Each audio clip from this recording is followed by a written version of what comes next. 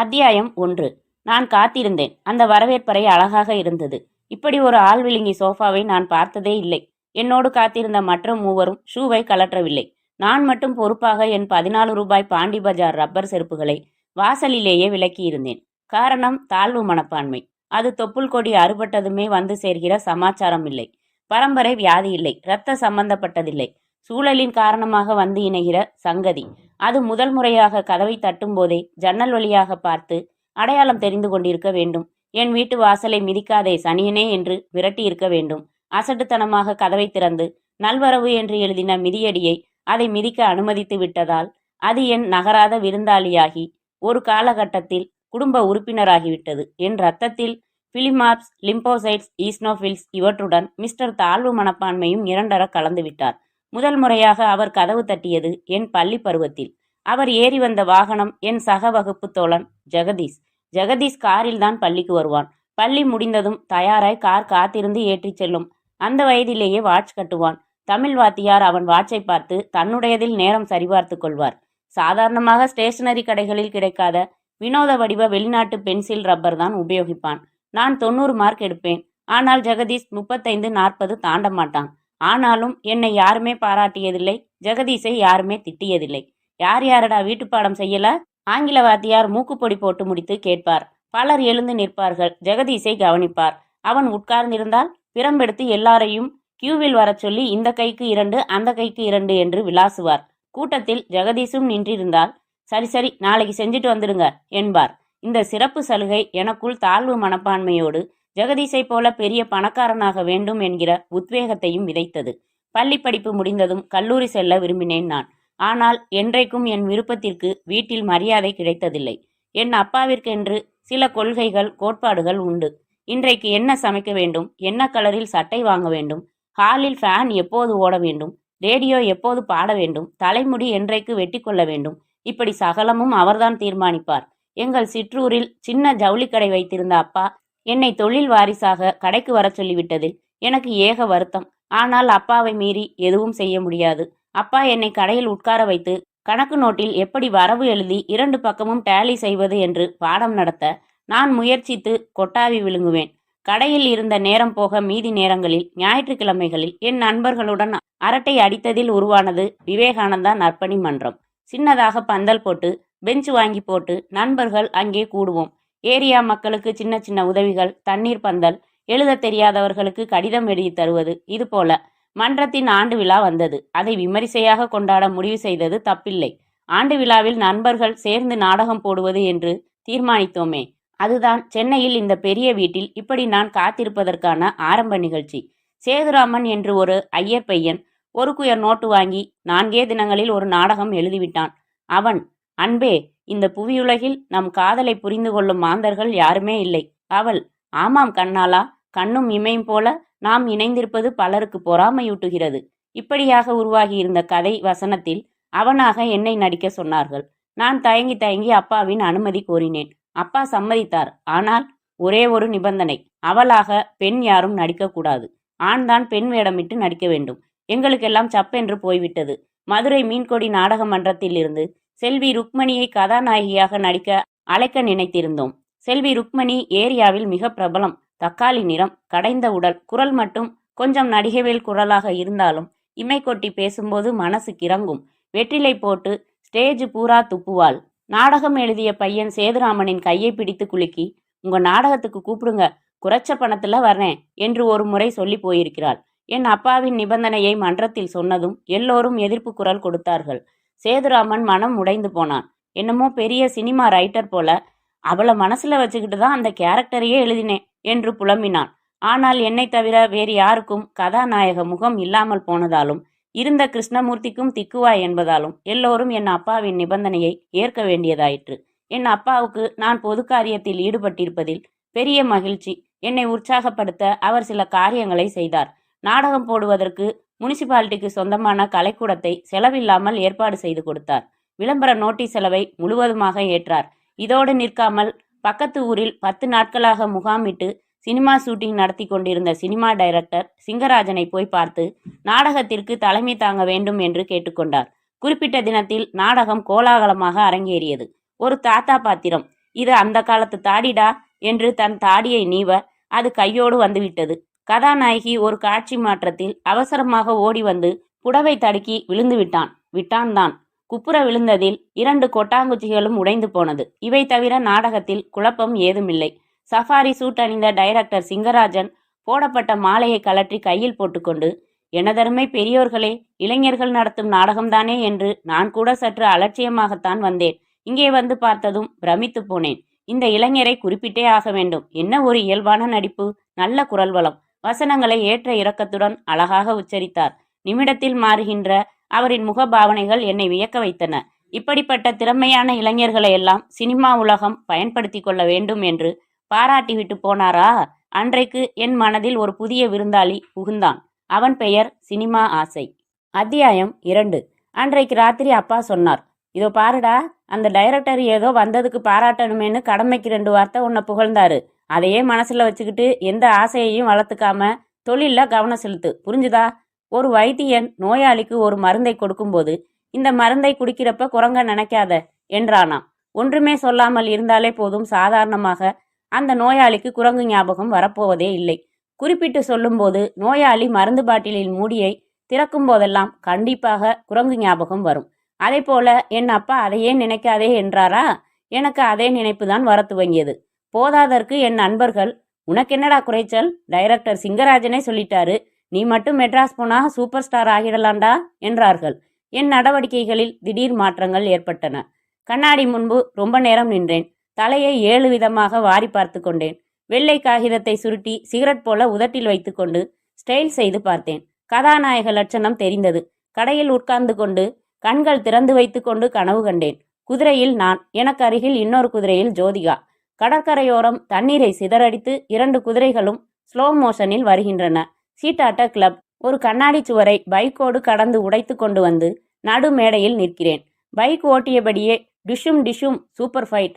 மாடிப்படிகளில் ஸ்டைலாக இறங்கி வந்து சோஃபாவில் அமர்ந்திருக்கும் நரைத்த விஜயகுமாரிடம், டாடி, நான் ஃப்ரெண்ட்ஸோட கோவா போறேன் என்று சொல்கிறேன். பூங்காவில் என் மடியில் ஸ்னேகா என் தலைமுடியை செல்லமாக கலைக்கிறார். நான் குனிந்து ஸ்னேகா உதட்டில் முத்தமிடுகிறேன். கட் என்கிறார் டைரக்டர். 1 மோர் டேக் என்கிறார். எல்லா பத்திரிகைகளின் அட்டைகளிலும் நான் சிரிக்கிறேன். மவுண்ட் ரோட்டில் 60 அடி கட்டவுட்டில் காலை தலையில் வீயாக விரித்து வைத்து நிற்கிறேன். தினம் ரசிகர் மன்றத்தினர் லாரிகளில் வந்து என்னை சந்தித்து போட்டோ எடுத்துக்கொள்கிறார்கள். உங்க வெற்றிக்கு என்ன காரணம்? பொங்கல் சிறப்பு நிகழ்ச்சியாக டெலிவிஷன் பேட்டியில் என்னை கேட்கிறார்கள். நான் என்னுடைய அயராத உழைப்பு என்று சொன்னால் திமிர் போல தெரியும் என்பதால் தமிழ் ரசிகர்களோட அமோக ஆதரவு தான் என் வெற்றிக்கு காரணம் என்கிறேன். அவார்டுகள் வாங்கி வாங்கி என் வரவேற்பறையின் கண்ணாடி பீரோக்கள் நிரம்பி வழிகின்றன. நான் வீட்டை விட்டு வெளியே வந்து 15 கார்களில் இன்றைக்கு எதில் ஏறி செல்லலாம் என்று யோசித்த போது, தம்பி, என்ன யோசனை? 100 ரூபாய் நோட்டு கொடுத்தேன், 12 ரூபாய் போக பாக்கி கொடுங்க என்கிற கஸ்டமர் என் கனவுகளை கலைக்க எரிச்சலோடு பாக்கி கொடுத்தேன். அவர் போனதும் அப்பா வந்து உட்கார்ந்து, 60 ரூபாய் கொடு, மளிகை கடைக்கு அனுப்பணும் என்றார். இல்லையப்பா, இப்பதான் 100 ரூபாய்க்கு சில்லறை கொடுத்தேன். சரி, 100 ரூபாய் நோட்டை கொடு, பாக்கி கொண்டு வருவான்.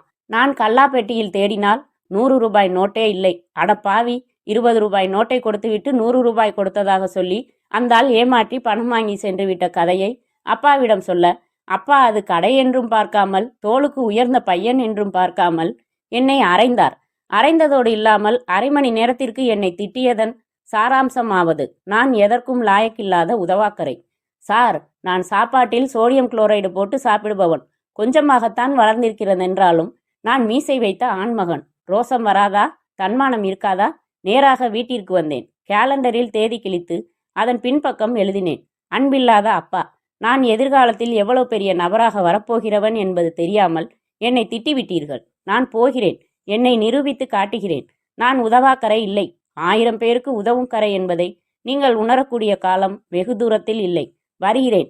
என்னை தேட வேண்டாம். இப்படிக்கு சீதாராமன். பாருங்கள், என் பெயர் சீதாராமன் என்று சொல்லிக்கொள்ளக்கூட அவகாசம் இல்லாமல் போய்விட்டது. சினிமாவுக்கு இந்த பெயர் சரியில்லை. வேறு யோசித்து விட்டேன். ராம்காந்த்.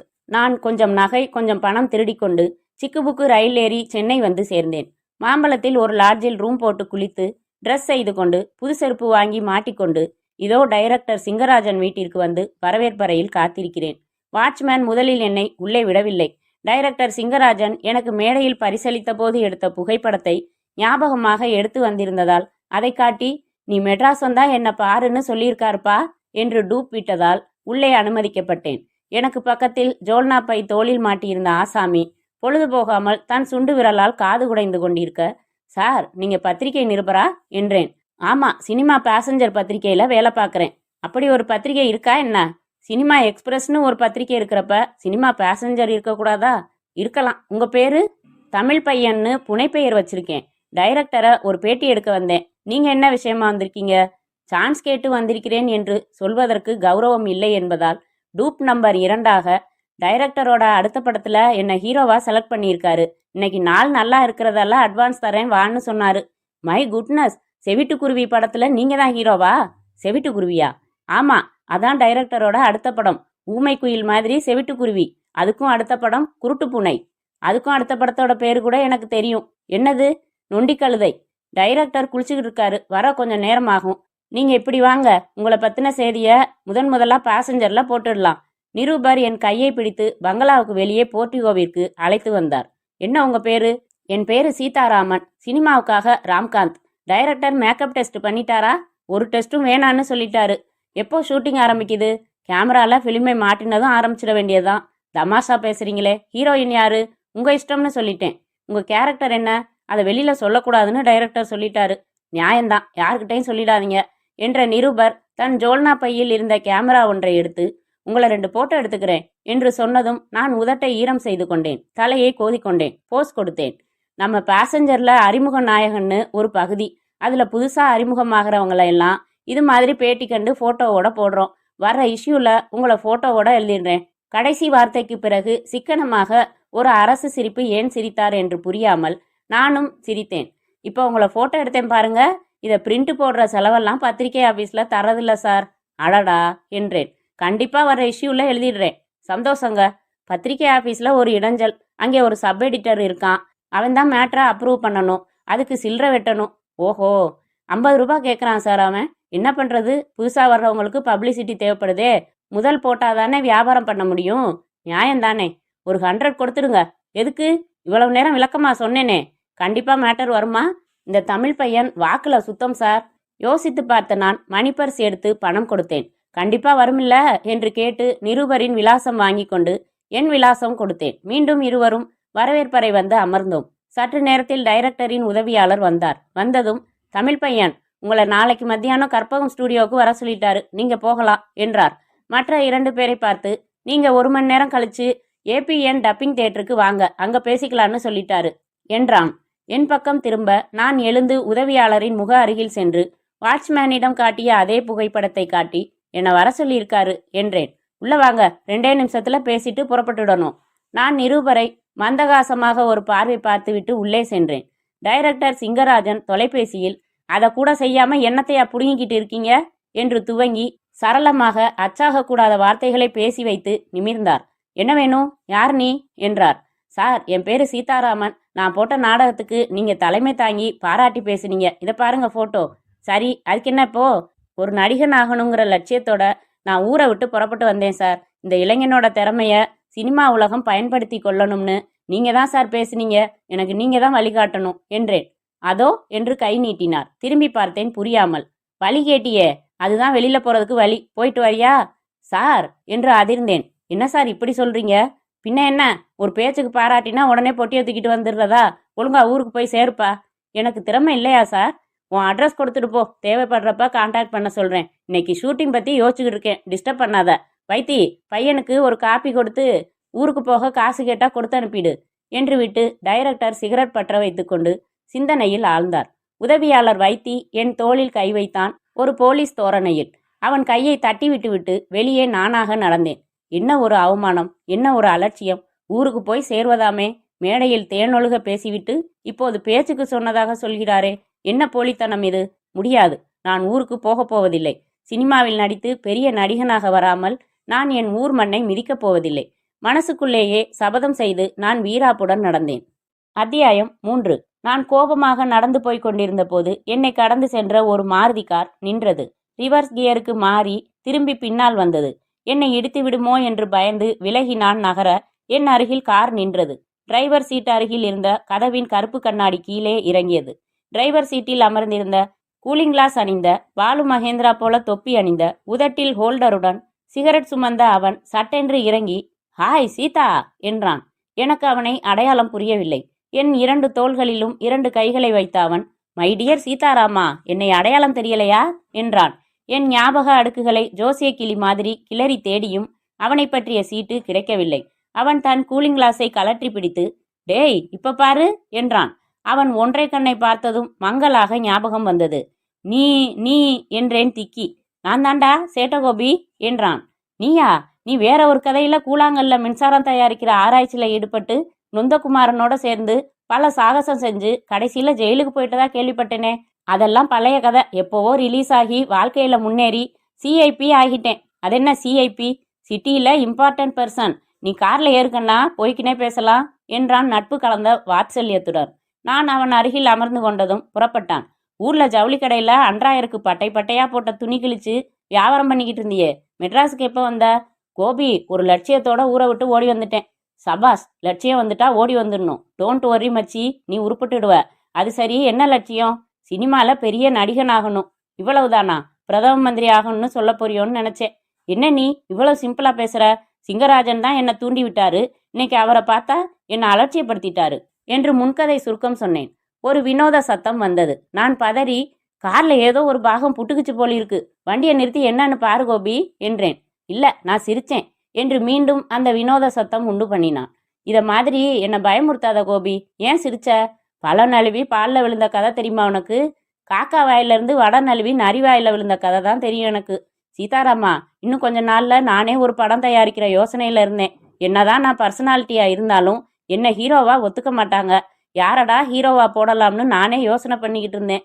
கும்பிட போன தெய்வம் குறுக்க வந்த மாதிரி உன்னை பார்த்துட்டேன். ஆள் மாடனா இருக்க. ஹைதர் அலி கால பழமொழி சொல்றியே, புதுசா சொல்லணுமா? சாப்பிட ஹோட்டலுக்கு புறப்பட்டப்ப கோயில்ல இருந்து புளியோதர பிரசாதம் வந்த மாதிரி. இது எப்படி? தேவலாம். யார் டைரக்ட் செய்ய போறது? என்ன கேள்வி இது? இன்சல்ட் பண்ணாத, நான் தான் பண்ண போறேன். சினிமா எடுக்கிறதுக்கு நிறைய பணம் வேணுமே. மறுபடி அதே வினோத சத்தம் எழுந்தது. கோபி, நீ சிரிக்க போறதுக்கு முன்னாடி ஒரு அறிவிப்பு கொடுத்துட்டா நான் கொஞ்சம் எச்சரிக்கையா இருப்பேன். உடம்பு தூக்கி போடுது பாரு. குறும்பு பையா, ஹர்ஷத் மேத்தா தெரியுமா? கர்ப்பத்துல இருக்கிற குழந்தை கூட சொல்லுமே. அவன் பங்கு மார்க்கெட்டை ஒரு உழுக்கு உழுக்கினான். அது மாதிரி நான் தங்க மார்க்கெட்டையே ஒரு உழுக்கு உழுக்க போறேன். தங்க மார்க்கெட்டா? அது எங்க இருக்கு? மூர் மார்க்கெட்டுக்கு பக்கமா? உதப்படுவ rascal. Cold man, cold. C O L D. கோல்டுனா ஜலதோஷம். பரவசத்துல ஸ்பெல்லிங் தப்பாயிடுச்சு. ஜீன்னு மாத்திக்கோ. புரியுது.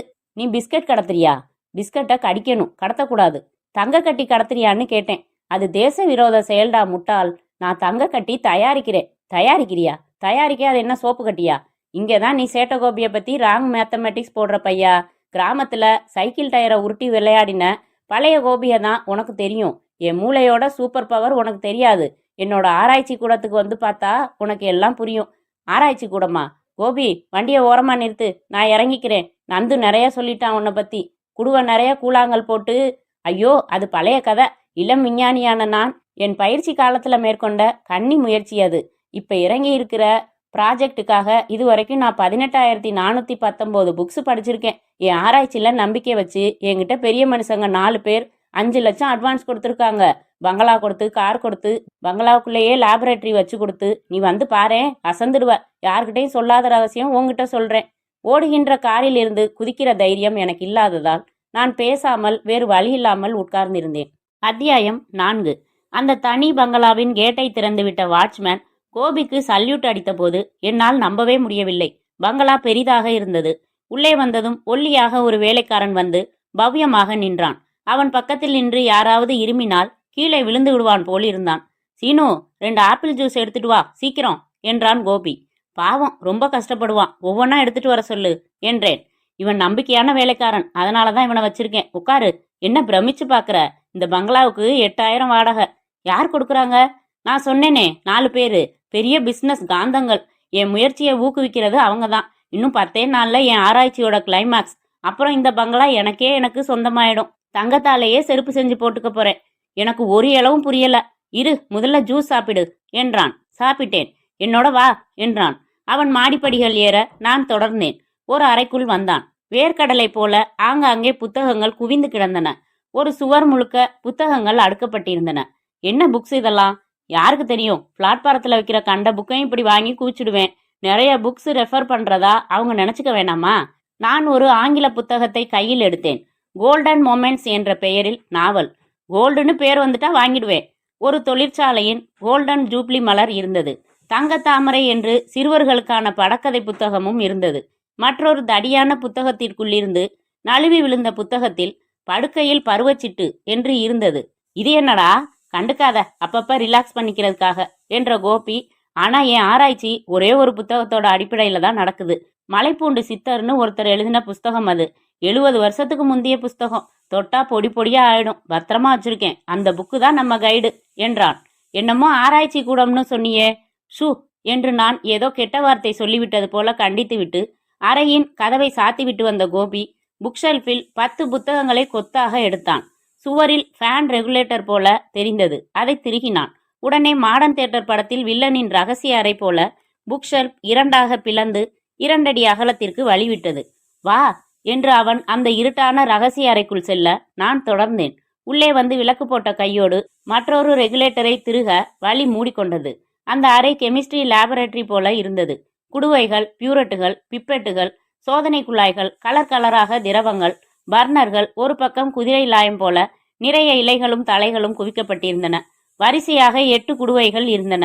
ஒவ்வொன்றிலும் பச்சை நிற திரவம். அந்த திரவத்திற்குள் சதுர சதுரமான இரும்பு துண்டுகள் கிடந்தன.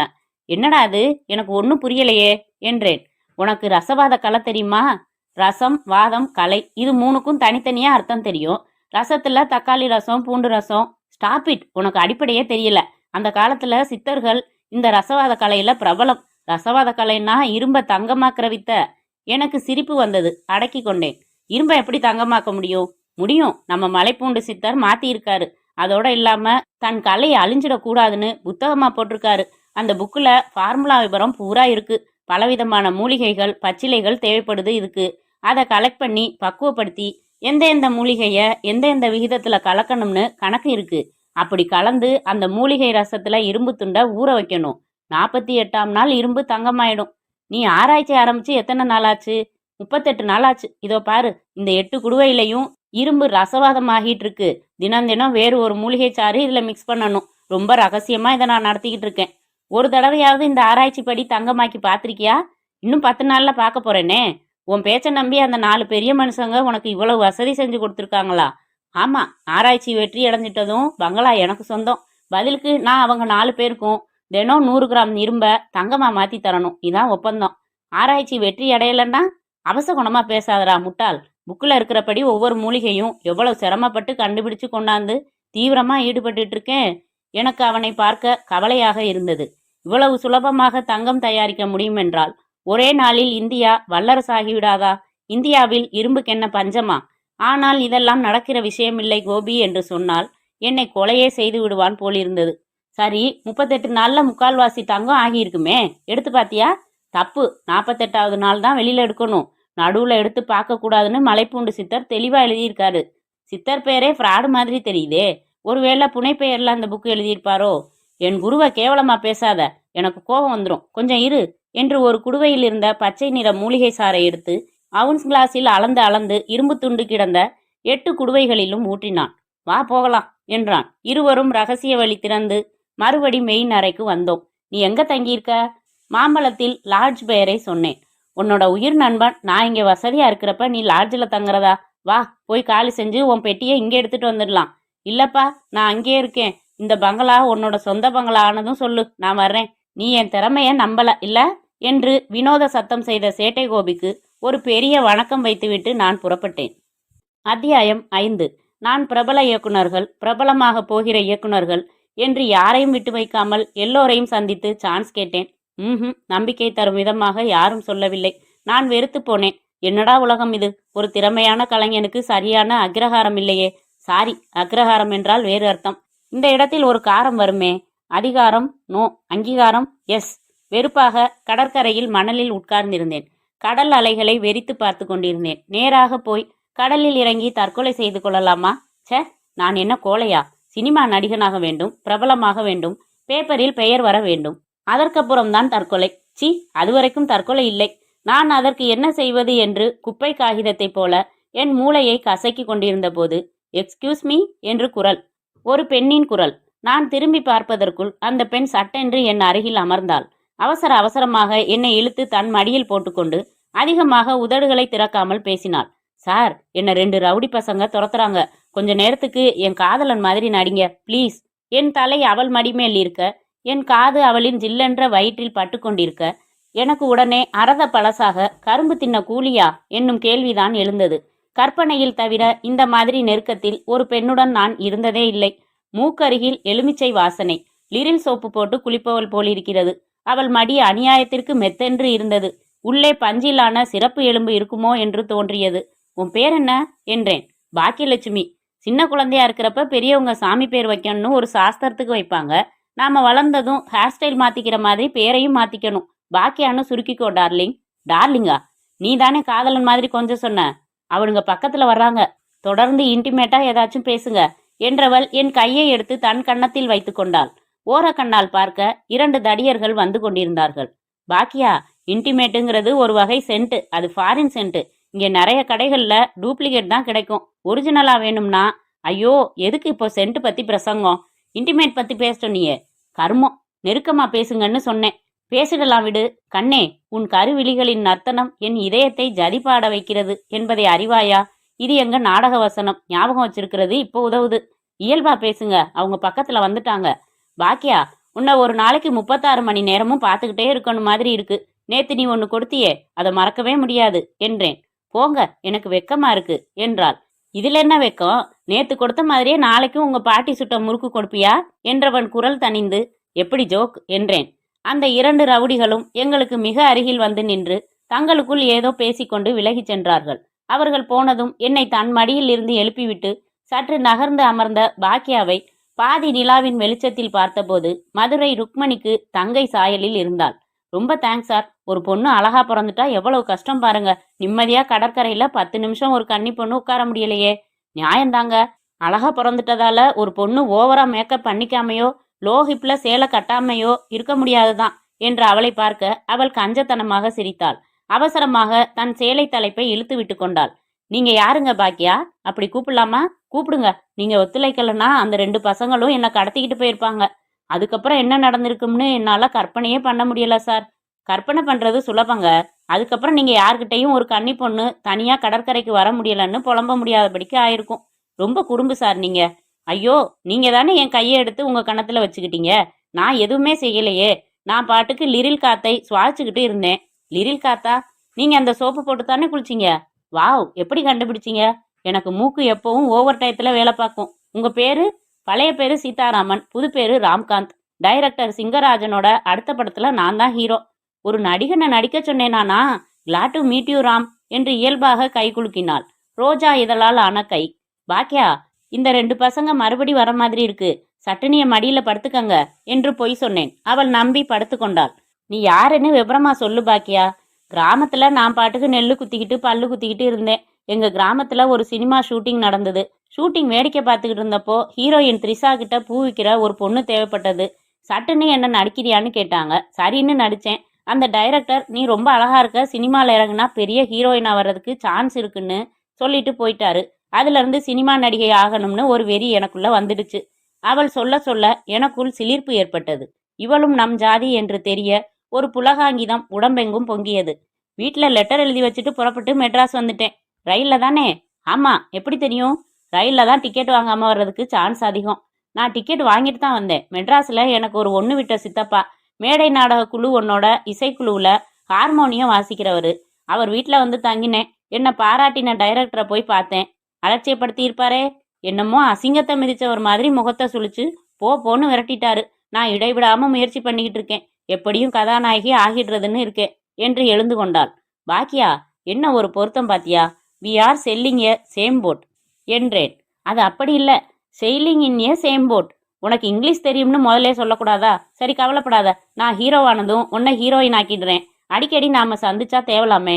என் சித்தப்பா சந்தேக பெருவழி. உங்க அட்ரஸ் சொல்லுங்க, நான் அப்பப்ப கான்டாக்ட் பண்றேன். என் விலாசம் கொடுத்தேன். லார்ஜ் ஃபோன் நம்பரும் கொடுத்தேன். நான் புறப்படுறேங்க.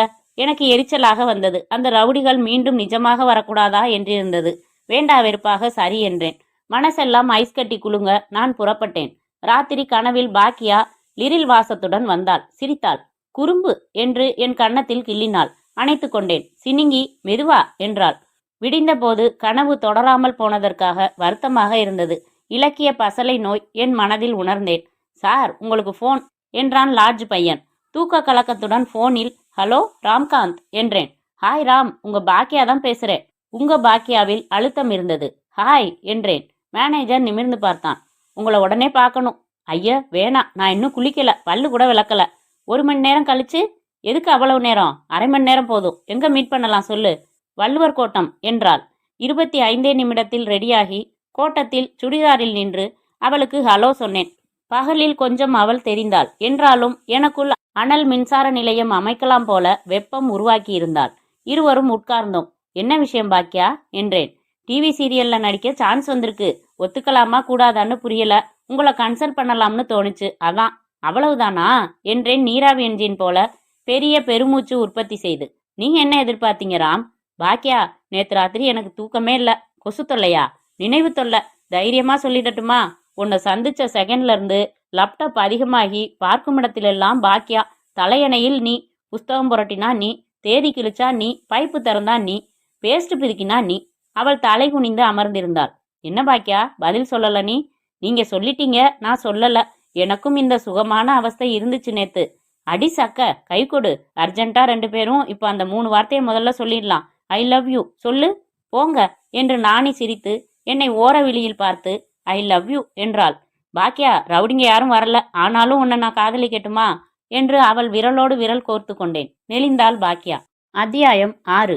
ஒரே வாரத்தில் யூரியா உரம் போட்ட பயிர் போல எங்கள் காதல் வளர்ந்து உதட்டில் முத்தம் வரை முன்னேறியிருந்த காலகட்டத்தில் அந்த அதிகாலையில் என் அறைக்கதவு தட்டப்பட்டது.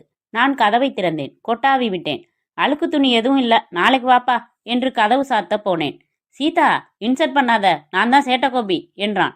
கலைந்த தலை, அழுக்கு பேண்ட், அழுக்கு சட்டை, கையில் ஒரு பழைய பேக், நெற்றியிலும் உதட்டருகிலும் பிளாஸ்திரிகள். கோபி, இது என்ன வேஷம்? ஏதாச்சும் ஃபேன்சி ட்ரெஸ் காம்படிஷன்ல நோயாளி வேஷத்துல கலந்துக்க போய்கிட்டு இருக்கியா என்றேன். கிண்டல் பண்ணாத என்று உள்ளே வந்து அமர்ந்தான்.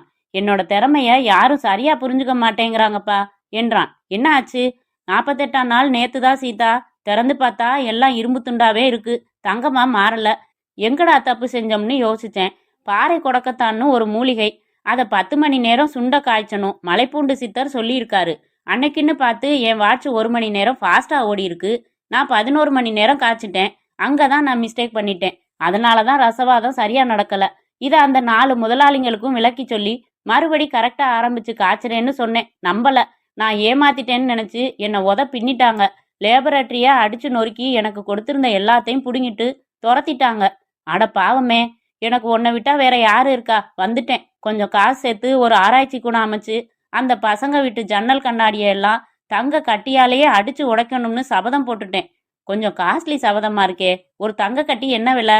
நாம என்ன கடையிலையா வாங்க போறோம்? பழைய இரும்பு கடையில இருந்து இரும்பு வாங்கிட்டு வந்து 48 நாள்ல. கோபி, இன்னும் நீ அதை நம்புறியா? பின்ன இந்த தடவை ஒழுங்கா ஓடுற வாட்ச கையில கட்டிக்கிட்டு தான் ஆராய்ச்சியே ஆரம்பிக்கணும். கோபி, உன்னை பார்த்து சிரிக்கவும் முடியல, கோபிச்சுக்கவும் முடியல. சிரிப்பாத்தான் இருக்கும். மலைப்பூண்டு சித்தர் சாதாரண ஆள் இல்ல. இத பாரு, நீ பழகின தோஷத்துக்காக என் கூட தங்கலாம். ஆனா கொஞ்ச நாளைக்கு ரசவாதம், குழம்புவாதம் இதையெல்லாம் மறந்துட்டு பொழைப்புக்கு வழிய பார்க்கணும். புரிஞ்சுதா? கோபி உடனே எழுந்து போய் அரைக்கதவை சாத்தி விட்டு வந்து பாக்கியாவை போல எனக்கு மிக நெருக்கமாக அமர்ந்து கிட்டத்தட்ட என் காதை கடித்து விடுபவன் போல ரகசியம் பேசினான். இந்த உலகத்துல நேர்மையா சம்பாதிக்க முடியாது சீதா. எனக்கு ஆராய்ச்சி கூட அமைக்க பணம் வேணும். உனக்கு சொந்தமா படம் எடுக்க பணம் வேணும். நேர்மையா உழைச்சு சம்பாரிச்சா நாம பணம் சேர்க்கறதுக்குள்ள தலையெல்லாம் நரைச்சிடும். என்ன செய்யலாங்கிற? கொள்ளையடிக்கலாங்கிறியா? கொள்ளையடிச்சவங்கிட்ட கொள்ளையடிக்கலாம். புதிர் போட்டு பேசினா எனக்கு பிடிக்காது. அதாவது பணக்காரனோட பொண்ணை கடத்தி வச்சுக்கிட்டு கருப்பா மெயில் பண்ணி லட்சம் லட்சமா சம்பாதிக்கிறது. கருப்பா மெயில் பண்றதுன்னா அதான்ப்பா பிளாக்மெயில். உன் பொண்ணு உசுரோட வேணும்னா 10 லட்சம் கொண்டா, போலீஸ்கிட்ட போகக்கூடாது அப்படின்னு ஃபோன் செய்யறது. அனுபவஸ்தன் மாதிரி பேசுற. எத்தனை சினிமா பாக்குறோம். இதுவும் மலைப்பூண்டு சித்தரோட ஐடியாவா? சேச்ச, சொந்தமா யோசிச்சேன். என்ன சொல்ற? உன்னை நம்பி காரியத்துல இறங்கலாமான்னு புரியல. ஒளிமயமான எதிர்காலம் தங்கம் மாதிரி ஜொலிக்கிறது உனக்கு தெரியலையா? தங்கம் பேச்ச எடுக்காத. எனக்கு ஏதாச்சும் பண்ணி பணம் சம்பாதிக்கணும்னு ஐடியா வந்துடுச்சு. எனக்கும் ஏதாச்சும் பண்ணி பணம் சம்பாதிக்கணும்னு ஐடியா வந்துடுச்சு. கையில இருக்கிற காசை வச்சுக்கிட்டு லவ் பண்றது கஷ்டமா இருக்கு. லவ்வா? ஆமா, மெட்ராஸ் வந்ததுக்கு உருப்படியா அது ஒண்ணுதான் செய்துகிட்டு இருக்கேன். அவ பேர் பாக்கியா. என்ன மாதிரியே சினிமால நடிகை ஆகணும்னு ஆசை. அழகா இருப்பா. அறிமுகப்படுத்துறேன். உனக்கு அண்ணி. அதை ஸ்ட்ராங்கா மனசுல பதிச்சுக்கோ என்றேன். ரைட்டு, விஷயத்துக்கு வா. யாரை கடத்தலாம்? கோபி, எனக்கு முன்ன பின்ன பழக்கம் இல்ல. முன்ன அனுபவத்தோடவா லவ் பண்ண? திடீர்னு பழகிக்கல? அந்த மாதிரி தான். சுயமா கத்துக்க வேண்டியதுதான். மலைப்பூண்டு சித்தர் என்ன சொல்றாருன்னா, வேணாம், நான் கத்துக்கிறேன், நீ திட்டம் போடு, நான் ஒத்துழைக்கிறேன். கோபி உடனே தன் சொர சொர தாடியை தேய்த்து கொண்டு விட்டத்தை பார்த்தான். என்று தலையை ஆட்டிக்கொண்டான். கைகளை பின்புறம் கட்டிக்கொண்டு அறையின் குறுக்கே நடந்து நடந்து திரும்பினான். நின்றான். முகத்தில் ஒரு விளம்பர பல்பின் பிரகாசம் வந்தது. சீதா, பேண்ட் மாட்டிக்கிட்டு என்னோட கிளம்பு என்றான். இருவரும் லாட்ஜை விட்டு வெளியே வந்ததும் ஒரு ஆட்டோவை நிறுத்தி ஏறிக்கொண்டு கோடம்பாக்கம் என்றான். எதுக்குடா என்றேன். ஷூ, பேசாம வா என்றான். கோடம்பாக்கத்தில் நடந்தபோது ஒவ்வொரு கடையின் போர்டையும் நிதானமாக பார்த்தவாறு நடந்த கோபி, மூர்த்தி விக்ஸ் சினிமா நாடகத்திற்கு தேவையான விக்குகள் விலைக்கும் வாடகைக்கும் கிடைக்கும் போர்டு படித்ததும் உள்ளே நுழைந்தான். என்னை பார்த்து அமைச்சூர்தனமாக கண்ணடித்தான். 2 தாடி கொடுங்க, ஒட்டிக்கிட்டா அடையாளம் தெரியக்கூடாது, எனக்கும் இவனுக்கும் என்று ஏதோ பனியன் வாங்குவது போல கேட்டான். எதுக்கு தாடி என்றான் கடைக்காரன். எங்க மூஞ்சில அதுவா வளர்றதுக்கு 2-3 மாசமாகும், அதனாலதான் ரெடிமேட் தாடி. அதான் எதுக்கு? என்னையா நீ அடையாளம் தெரியக்கூடாதுன்னு சொன்னேனே. ஏன் அடையாளம் தெரியக்கூடாது? எங்க ஆபீஸ்ல மாறுவேஷ போட்டி என்றேன் இடைமறித்து. எந்த ஆபீஸ்ல என்றான் கோபி. நம்ம ஆபீஸ்ல தான் என்று பல்லை கடித்தேன் ஆத்திரத்துடன். எங்களை ஒரு மாதிரியாக பார்த்தபடி கடைக்காரன் ஒட்டுதாடிகளை கொண்டு வந்தான். இங்கே ஒட்டிட்டு போயிடலாமா என்றான் கோபி. நான் முறைப்பதை பார்த்துவிட்டு, இல்ல வேணா, பார்சல் பண்ணி கொடுங்க என்றான். பில் வாங்கி கொண்டு என்னை பணம் கொடுக்க சொன்னான். வெளியே வந்ததும், எங்க அப்பன் குதிருக்குள்ள இல்லைன்னு சொல்றியே என்றேன். நான் எப்ப அந்த மாதிரி சொன்னேன்? எங்க அப்பன் செத்து போய் தான் பல வருஷமாச்சே. கருமம்டா உன்னோட. கடைக்காரன்கிட்ட உளறி கொட்டுறியே. சரி, தாடி வாங்கியாச்சு, அடுத்து என்ன என்று நான் கேட்டுக்கொண்டிருக்க, கோபி பிளாட்பாரத்தில் குந்தி உட்கார்ந்து ரெக்ஸின் சீட்டில் பரப்பப்பட்டிருந்த பலவிதமான கத்திகளில் ஒன்றை எடுத்து பார்த்து, இத பார்ப்பா, இந்த கத்தியால குத்தினா செத்துடுவோம்னு ஒரு பயம் வரணும். அதே சமயம் கத்தி தப்பி தவறி மேல பட்டுட்டா கூட எந்த காயமும் ஆயிடக்கூடாது. சுருக்கமா சொன்னா மிரட்டுறதுக்காக மட்டும் ஒரு கத்தி வேணும், இருக்கா என்றான். பிளாட்பார வியாபாரி ஒரு மாதிரியாக பார்த்து, யாரை மிரட்ட போற நீ என்றான். நான் குறுக்கே புகுந்து சமாளித்தேன். அதாவது, எங்க வீட்டுக்கு திருட வந்தா அவனை மிரட்டுறதுக்காக. வீடா? நாம லாட்ஜில் தானே தங்கியிருக்கோம் என்றான் கிசுகிசுப்பாக கோபி. உதவாங்க போற நீ, ஏதாச்சும் ஒரு கத்தியை சட்டுன்னு வாங்கிட்டு கிளம்பு சீக்கிரம் என்றேன். ஒரு வழியாக கத்தி வாங்கி இடுப்பில் செருகி கொண்டான். மற்றொரு ஆட்டோ அமர்த்தி கொண்டு எத்திராஜ் லேடிஸ் காலேஜ் வாசலில் இறங்கி கொண்டோம். சீதா, காலேஜ் விடுற நேரம், அதோ பாரு, எவ்வளவு கார் வெயிட்டிங்ல இருக்கு. எல்லாத்துலயும் டிரைவர்ஸ் இருக்காங்க. அந்த நீல கலர் ஃபியட்ல மட்டும் டிரைவர் இல்ல, என்ன அர்த்தம் என்றான் கோபி. அதோட டிரைவர் காபி சாப்பிட போயிருக்காருன்னு அர்த்தம் என்றேன். முட்டாள், அதுல வந்த பொண்ணு தானே ஓட்டிக்கிட்டு வந்திருக்கு. இது ஏன் அடமானம்? யூ மீன் அனுமானம்? அதேதான். கார்ல வர்ற பொண்ணு நிச்சயமா பணக்கார வீட்டு பொண்ணு தான். நாம 2 பேரும் காரோட பின் சீட்ல பதுங்கிக்கலாம். காலேஜ் முடிஞ்சதும் அவ வருவா, ஏறுவா. கார் புறப்பட்டதும் கழுத்துல கத்தி வச்சு நாம சொல்ற பக்கம் ஓட்ட சொல்லலாம். எங்க ஓட்ட சொல்றது? குரோம்பேட்டைக்கு பக்கத்துல தனிமையில ஒரு இடிஞ்ச மண்டபம் இருக்கு, அங்க ஓட்ட சொல்றது. அப்புறம் அவ அப்பாவுக்கு ஃபோன் பண்ணி பணம் கொண்டு வர சொல்றது. கமான், திட்டத்தை நான் பாத்துக்கிறேன். தாடியை ஒட்டிக்கோ என்றான். இருவரும் ஒட்டி கொண்டோம். எனக்கு ஒரு சந்தேகம் என்றேன். என்ன? அவ 4-5 ஃப்ரெண்ட்ஸோட வந்தா அவங்க கார்ல ஏறிக்கிறப்பவே நம்மளை பார்த்துடுவாங்களே. தட் பாயிண்ட் நான் யோசிக்கலையே. இப்ப இறங்கினா யாராச்சும் பார்த்துடுவாங்க. அவ மட்டும்தான் வரணும்னு உன் இஷ்ட தெய்வத்தை வேண்டிக்க. எனக்கு அவசரத்தில் என் இஷ்ட தெய்வம் எது என்று ஞாபகத்தில் வரவில்லை. பொதுப்படையாக எல்லா சாமிகளையும் வேண்டிக் கொண்டேன். சற்று நேரத்தில் கல்லூரி விட்டு நிறைய பெண்கள் வெளியே வர, பதுங்கியிருந்த காருக்கு பென்சிலுக்கு கவுன் மாட்டியது போல ஒல்லியாக ஒரு பெண் நடந்து வந்து ஸ்டைலாக எங்களை கவனிக்காமல் காரில் ஏறி டிரைவிங் சீட்டில் அமர்ந்தாள். ஸ்டார்ட் செய்தாள். கார் சாலையில் ஓடி மவுண்ட் ரோடில் இணைய சிக்னலுக்கு காத்திருந்த தருணத்தில் சேட்டை கோபி நிமிர்ந்தான். கத்தியை எடுத்து விரித்து அதன் முனையால் அவளின் கழுத்தை நடுக்கத்துடன் தொட்டான். இத பாரு பாப்பா, நீ கத்தி ஆர்ப்பாட்டம் செஞ்சா என் கத்தி ஆர்ப்பாட்டம் செய்யும் என்றான் வசனத்தில் வித்தை காட்டி. ஐயோ, நீங்க யாரு? எதுக்காக என்ன மிரட்டுறீங்க? அவள் எலிக்குஞ்சின் குரலில் பதறினாள். எனக்கு இருக்கு புத்தி, என் கையில கத்தி, அதனால உன்னை குத்தி உன் பொணத்துக்கு வைக்கணும் ஊதுபத்தி. எங்களை நீ ஏமாத்தி ஓட முடியாது ராஜாத்தி. உன்னை இப்போ காப்பாத்தி சண்டை போட எவனாச்சும் வந்தா அவன் ஆயிடுவான் சப்பாத்தி. பாத்தியா, நீ செம்பருத்தி, நீ ஏன் போடல மூக்குத்தி என்று ஒரு உத்வேக வசனத்தில் கோபி விளையாடி கொண்டிருக்க சிக்னல் மாறியது. டேய், சிக்னல் விழுந்துருச்சு, சட்டுன்னு விஷயத்துக்கு வாடா என்றேன் நான். ரைட்ல திரும்பி நேரா குரோம்பேட்டைக்கு போ, சொன்னபடி கேளு, மக்கர் பண்ணாத, என்னுடைய ஆளு இடைஞ்சல் பண்ணாத என்று கோபி பாடத்துவங்க அவள் கடைக்கண்ணால் பயத்துடன் குரோம்பேட்டை நோக்கி காரை செலுத்த துவங்கினாள். உன் பேர் என்ன என்றேன். வெச்ச பேரு முண்டக்கண்ணியம்மா, கூப்பிடுற பேரு ஜுஜுபி. என்னது ஜிலேபியா? இதை பாரு ஜுஜுபி, நீ குழம்பிட்ட. நான் தெளிவுபடுத்துறேன்.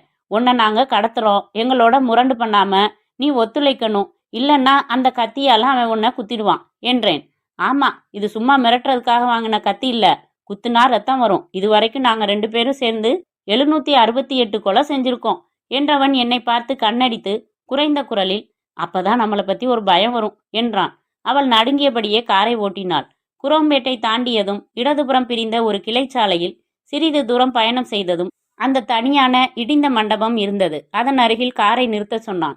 மூவரும் இறங்கி மண்டபத்திற்குள் வந்தோம். ஜுஜுபி, உன் அப்பாவோட ஃபோன் நம்பர் சொல்லு என்றான் கோபி. அவள் சொன்னாள்.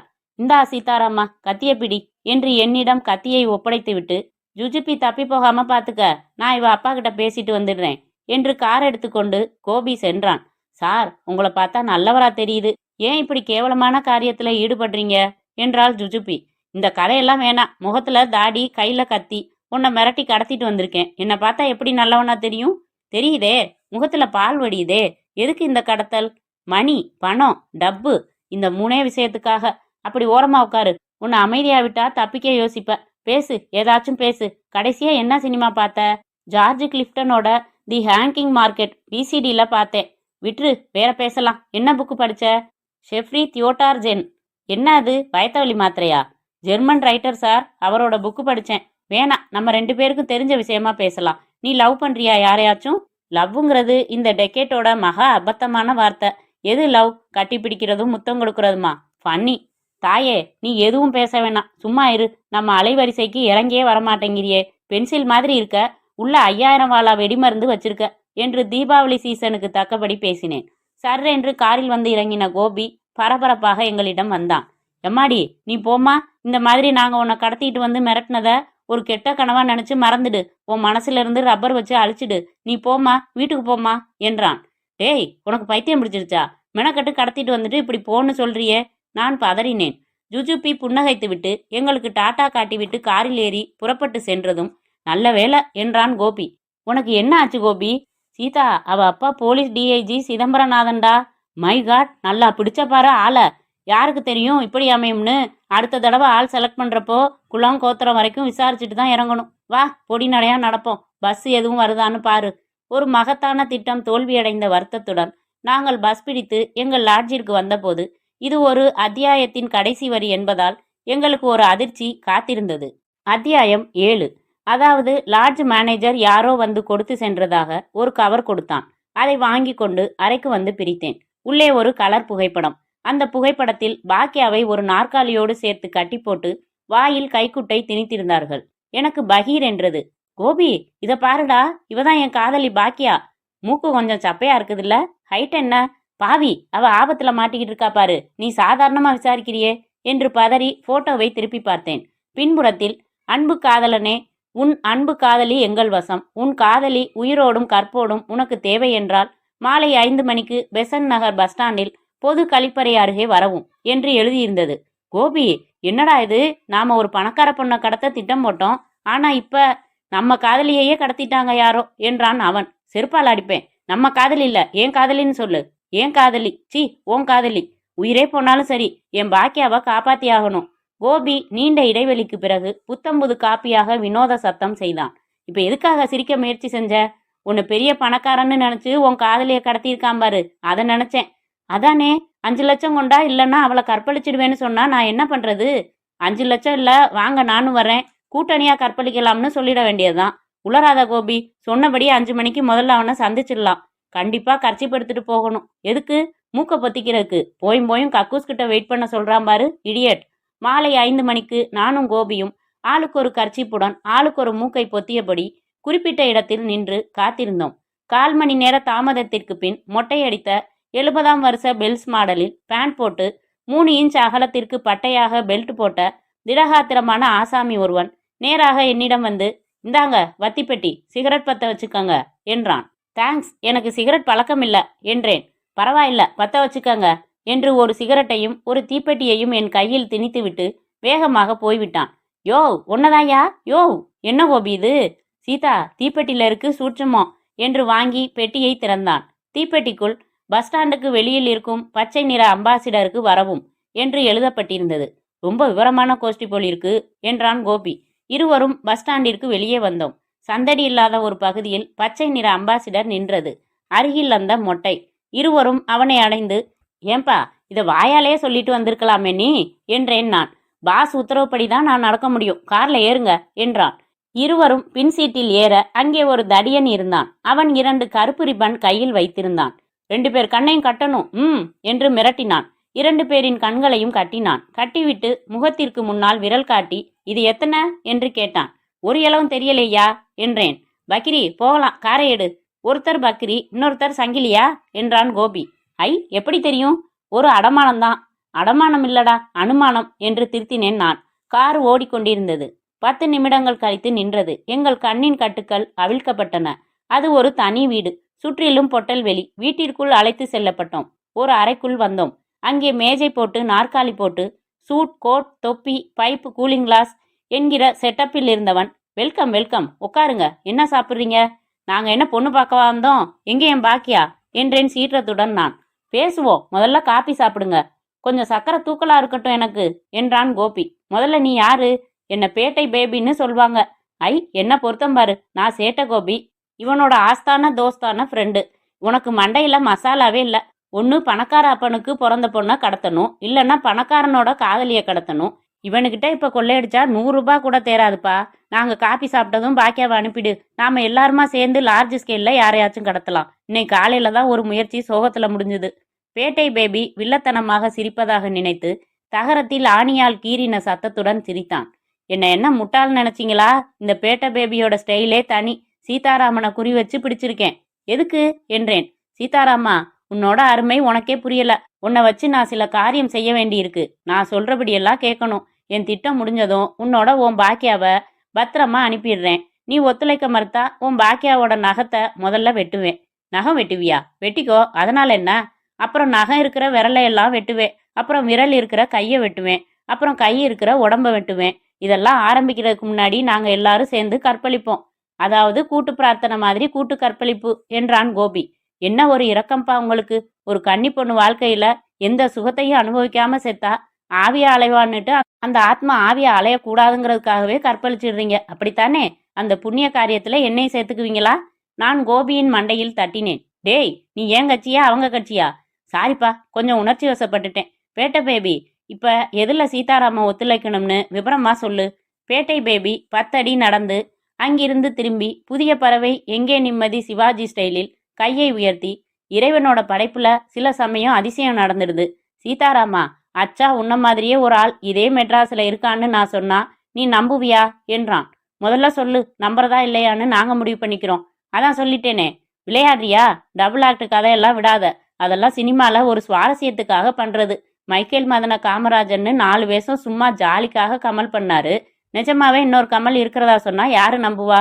அதிசயம், ஆனால் உண்மை. உலகத்துல ஒரே மாதிரி 7 பேர் இருப்பாங்கன்னு கேள்விப்பட்டது இல்லையா? சீதாராமன் மாதிரியே இதே மெட்ராஸ்ல இருக்கிற இன்னொருத்தன் பேரு ஆதிகேசவலு நரசிம்ம நாராயணமூர்த்தி. சுருக்கமா ஆதின்னு வச்சுக்கலாம். பெரிய பணக்காரன் அவன். பம்பாயில 2 வாரம், மெட்ராஸ்ல 2 வாரம் இருப்பான். அவனுக்கு பம்பாயில ஒரு பொண்டாட்டி, இங்கே ஒரு பொண்டாட்டி. தாய்மொழி தெலுங்கு. இதுதான் ஆதிகேசவனோட போட்டோ. பேட்டை பேபி தன் பேண்ட் பாக்கெட்டில் இருந்து 4 போட்டோக்களை எடுத்து நீட்ட நாங்கள் ஆர்வத்துடன் வாங்கி பார்த்தோம். சூட் கோட் போட்ட, அட அச்சாக நானேதான். அதே கண்கள், அதே காதுகள், அதே உதடுகள், அதே மூக்குகள். ஆனால் ஜென்மத்தில் நான் பார்த்தே அறியாத வெளிநாட்டு கார் அருகில் ஸ்டைலாக ஆதிகேசவலு நின்றான். மற்றொரு போட்டோவில் குதிரை சவாரி செய்தான். மற்றொன்றில் பைப் புகைத்தான். மற்றொன்றில் கோணலாக சிரித்தான். எல்லாம் உயர்ஜாதி உடைகள். கோபி, என்னடா அது, என்ன மாதிரியே இருக்கான்? தோரணைய பார்த்தா, தரத்தை பார்த்தா அவனை மாதிரியே நீ இருக்கன்னு சொல்றதுதான் நியாயம். சரி, விஷயத்துக்கு வரலாம். பிளான் என்ன? பேட்டை பேபி கண்கள் பிரகாசிக்க, சீதாராமனை ட்ரைனிங் பண்ணி தெலுங்கு கத்து கொடுத்து ஆதிகேசவலுவா மாத்த போறேன். பாம்பேல இப்ப இருக்கிற நிஜ ஆதிகேசவலு மெட்ராஸ் புறப்படுற சமயத்துல அங்க நம்ம ஆளுங்க அவனை கடத்திடுவாங்க. பம்பாயில பிரான்ச் வேற வச்சிருக்கியா? குறுக்க பேசாத. அவனை ஒளிச்சு வச்சுடுவோம். நம்ம சீதாராமன் ஆதிகேசவலுவா அவங்க வீட்டுக்குள்ள நுழைவான். அப்புறம் இவன் தான் ஆதிகேசவலுன்னு அந்த வீட்டுல எல்லாரும் நம்பணும். என் திட்டத்தோட 2ஆம் பாகம் ஆரம்பிக்குது. அதை அப்புறம் சொல்றேன். இது என்ன கல்வி தொடரா? பரவாயில்ல, இப்பவே சொல்லிடு. ஆதிகேசவலா மாறினதும் என்ன செய்யணும்னா? அதை இப்ப சொல்ல மாட்டேன். இந்த நிமிஷத்துல இருந்து நீங்க 2 பேரும் இங்கேயே தங்கணும். ஆதிகேசவலுவோட நடை உடை பாவனையெல்லாம் சொல்லித்தரேன். தெலுங்கு கத்துத்தரேன். 10 நாள் உன்னை ஆதிகேசவலுவா மாத்தணும். 10 நாள்ல தெலுங்கு கத்துக்க முடியுமா? சமாளிக்கிற அளவு கத்துத்தரேன். சீதாராமா என்று என் தோளில் தட்டி கோபி, நடிக்க சான்ஸ் கேட்டு அலைஞ்சியே, பாரு எவ்வளோ பெரிய சான்ஸ் கிடைச்சிருக்கு. நீ ஆதிகேசவலுவா அந்த வீட்டுக்குள்ள நுழையிறப்போ என்ன உன்னோட பம்பாய் ஃப்ரெண்டுன்னு சொல்லி கூடவே அழைச்சிட்டு போயிடு. உதவியா இருப்பேன். சரி என்றேன் நான். என் பாக்கியாவா அது வரைக்கும் எதுவும் செய்ய மாட்டியே? மாட்டேன். ஏன்பா, தெலுங்கு கற்றுக் கொடுக்கறதுக்கு அழகான பொம்பளை டீச்சர் யாரையாவது ஏற்பாடு பண்ணக்கூடாதா? சரி, முறைக்காத, நீயே கற்றுக்கொடு. ஒரு சந்தேகம், இந்த வீடு எங்கே இருக்கு என்றான் கோபி. வேளச்சேரியில் டான்சி நகர் தாண்டி புதுசா லே அவுட் பிரிச்ச சக்தி நகர்னு பேரு என்றான் பேட்டை பேபி. இன்னொரு சந்தேகம், ஓப்பனா இவ்வளவு விரிவா அட்ரஸ் சொல்றியே, அப்புறம் எதுக்கு இந்த 2 தடி பசங்களும் எங்களை கண்ணை கட்டி அழைச்சிட்டு வந்தாங்க? ஒரு பழக்க தோஷம்தான் என்று தகரத்தில் ஆணி வைத்து கீறினான். அத்தியாயம் 8. ஒரு இராணுவ வீரனுக்கு போல எனக்கு பயிற்சி தரப்பட்டது. நடக்கும்போது கொஞ்சம் முன்புறம் சாய்ந்து கூனல் முதுகன் போல நடக்க வேண்டும். பேசும்போது அடிக்கடி 2 புருவங்களையும் மேலே உயர்த்தி கொள்ள வேண்டும். மேனரிசம். பைப் தொடர்ச்சியாக பிடித்து கொண்டே இருக்க வேண்டும். பேச்சுக்கு நடுவில் பை ஆல் மீன்ஸ் சொல்ல வேண்டும். இதெல்லாம் ஆதிகேசவலுவின் குணா அதிசயங்கள். கற்றுக்கொண்டேன். தெலுங்குதான் கொஞ்சம் தகராறு செய்தது. ரெடி ரெக்கனர் போல முக்கிய வார்த்தைகளை ஒரு குட்டி நோட்டில் கோபி எழுதி கொண்டான். இடிக்கும்போது உதவுவதாக சொன்னான். ஆதிகேசவலு வீட்டில் அவன் மனைவி பெயர் லலிதாம்பாள். கொஞ்சம் குண்டாக இருப்பாள். ஒரே ஒரு பையன், 7 வயசு, ஆதி வரதராஜுலு. பிறகு கார் டிரைவர் மாதவன். வீட்டில் வேலைக்காரன் முத்து. ஒவ்வொருவரும் எப்படி இருப்பார்கள் என்று எனக்கு போட்டோ காட்டப்பட்டது. ஒவ்வொருவரின் குணங்கள், அவர்களிடம் ஆதிகேசவலு பழகும் முறைகள் எல்லாம் எனக்கு வகுப்பு எடுக்கப்பட்டது. உடைகள் தைக்கப்பட்டன. 10வது நாள் பேட்டை பேபி வந்தான். சீதாராமா, எங்க ஆதிகேசவலு மாதிரி ட்ரெஸ் பண்ணிக்கிட்டு நடந்து வந்து என்கிட்ட பேசு பார்க்கலாம் என்றான். நான் சூட் கோட் அணிந்து உதட்டில் பைப் வைத்துக்கொண்டு லேசாக முன்புறம் சாய்ந்தபடி நடந்து வந்து ஒரு முறை புருவங்களை உயர்த்தி, ஏமி பேபிகாரு பாக உண்ணாரா என்று கை குலுக்கினேன். சூப்பர் என்றான் பேட்டை பேபி. இப்போ சில கேள்விகள். லலிதாம்பால எப்படி கூப்பிடுவ? மை டியர் உடுப்பி இட்லின்னு. என்ன இளவு கொஞ்சல்டா இது. No comments. ஆதிகேசவலு அப்படித்தான் கொஞ்சுவான். அப்புறம் சின்ன பையன் வரதராஜுலுக்கு பிடிச்ச ஸ்வீட் என்ன? பொட்டிக்கடையில் விற்கிற தேன் மிட்டாய். Very good. டிரைவர் மாதவனை ஆதிகேசவலு எப்படி திட்டுவான்? முண்டை கொடுக்கா கஸ்மாலம், பை ஆல் மீன்ஸ் பேஜாருடா மாதவா. பண்ணி தலையா, வாடா இங்கே சொட்டை மண்டை. ஒருவேளை ஆதிகேசவலு கவுண்டமணிக்கு ஃப்ரெண்டா என்றான் கோபி. ஷூ என்றான் பேட்டை பேபி. சீதாராமா, நீ 100% தயாராயிட்ட. நாளை காலையில் மெட்ராஸ் ஏர்போர்ட் போய் அங்கே டாய்லெட் பக்கத்தில் நீ நிற்கணும். ஏன்பா, உனக்கு வேற நல்ல இடமே தெரியாதா? சொல்றத கேளு. பம்பாய் ஃப்ளைட்டில் ஆதிகேசவலு நாளைக்கு வர்றான். அவன் விமானத்திலேருந்து இறங்கி லவுஞ்சுக்கு வர்ற சமயத்தில் அவனை முந்திக்கிட்டு நீ டாய்லெட்ல இருந்து நேராக அவனை வரவேற்க வந்திருக்கிற காருக்கு போகணும். டிரைவர் மாதவன் உன்னை ஆதிகேசவலுன்னு பேசுவான். நிஜ ஆதிகேசவலு வெளியே வந்து தன்னோட காரை காணாம முழிக்கிறப்ப நம்ம ஆளுங்க வேற கார்ல போய் புது கார் புது டிரைவர்னு ஏதாச்சும் பொய் சொல்லி ஏமாத்தி கார்ல ஏற்றி துப்பாக்கி முனையில கடத்திட்டு வந்து நம்ம கஸ்டடியில் வச்சுடுவாங்க. நீ ஆதிகேசவலு வீட்டில் நடிச்சுக்கிட்டு 2 நாள் கழிச்சு நான் உன்னை கான்டாக்ட் பண்ணுறேன் என்றான் பேட்டை பேபி.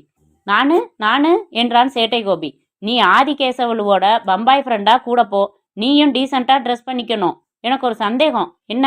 லலிதாம்பாள் என்ன புருஷன்னு நம்பி பெட்ரூமில் ஒரு மாதிரியா பார்த்து கசமுசா அர்த்தத்தில் நடந்துக்கிட்டா? போனஸ்ன்னு நினச்சிக்கிட்டு அனுபவி. நெவர். என் பாக்கியாவுக்கு நான் துரோகம் செய்ய மாட்டேன். அப்போ சமாளி. அது உன் சாமர்த்தியம். என் பாக்கியாவை நான் ஒரே ஒரு தடவை பார்க்கணும். அப்பதான் தெம்பா மனசு நிறைஞ்சு நடிக்க முடியும். Please baby.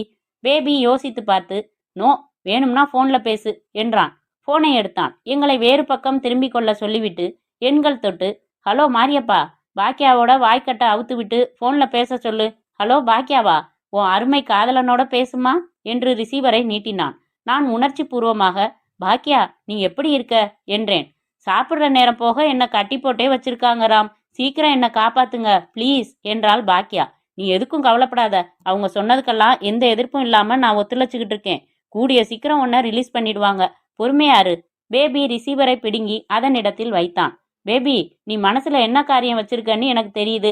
ஆனா அது எதுவா இருந்தாலும் ஆதிகேசவலு உருவ ஒற்றுமை சீதாராமன் கிட்ட இருக்கிறதால அந்த காரியத்தை இவன் ஒருத்தனால தான் செய்ய முடியும் இல்லையா என்றான் கோபி.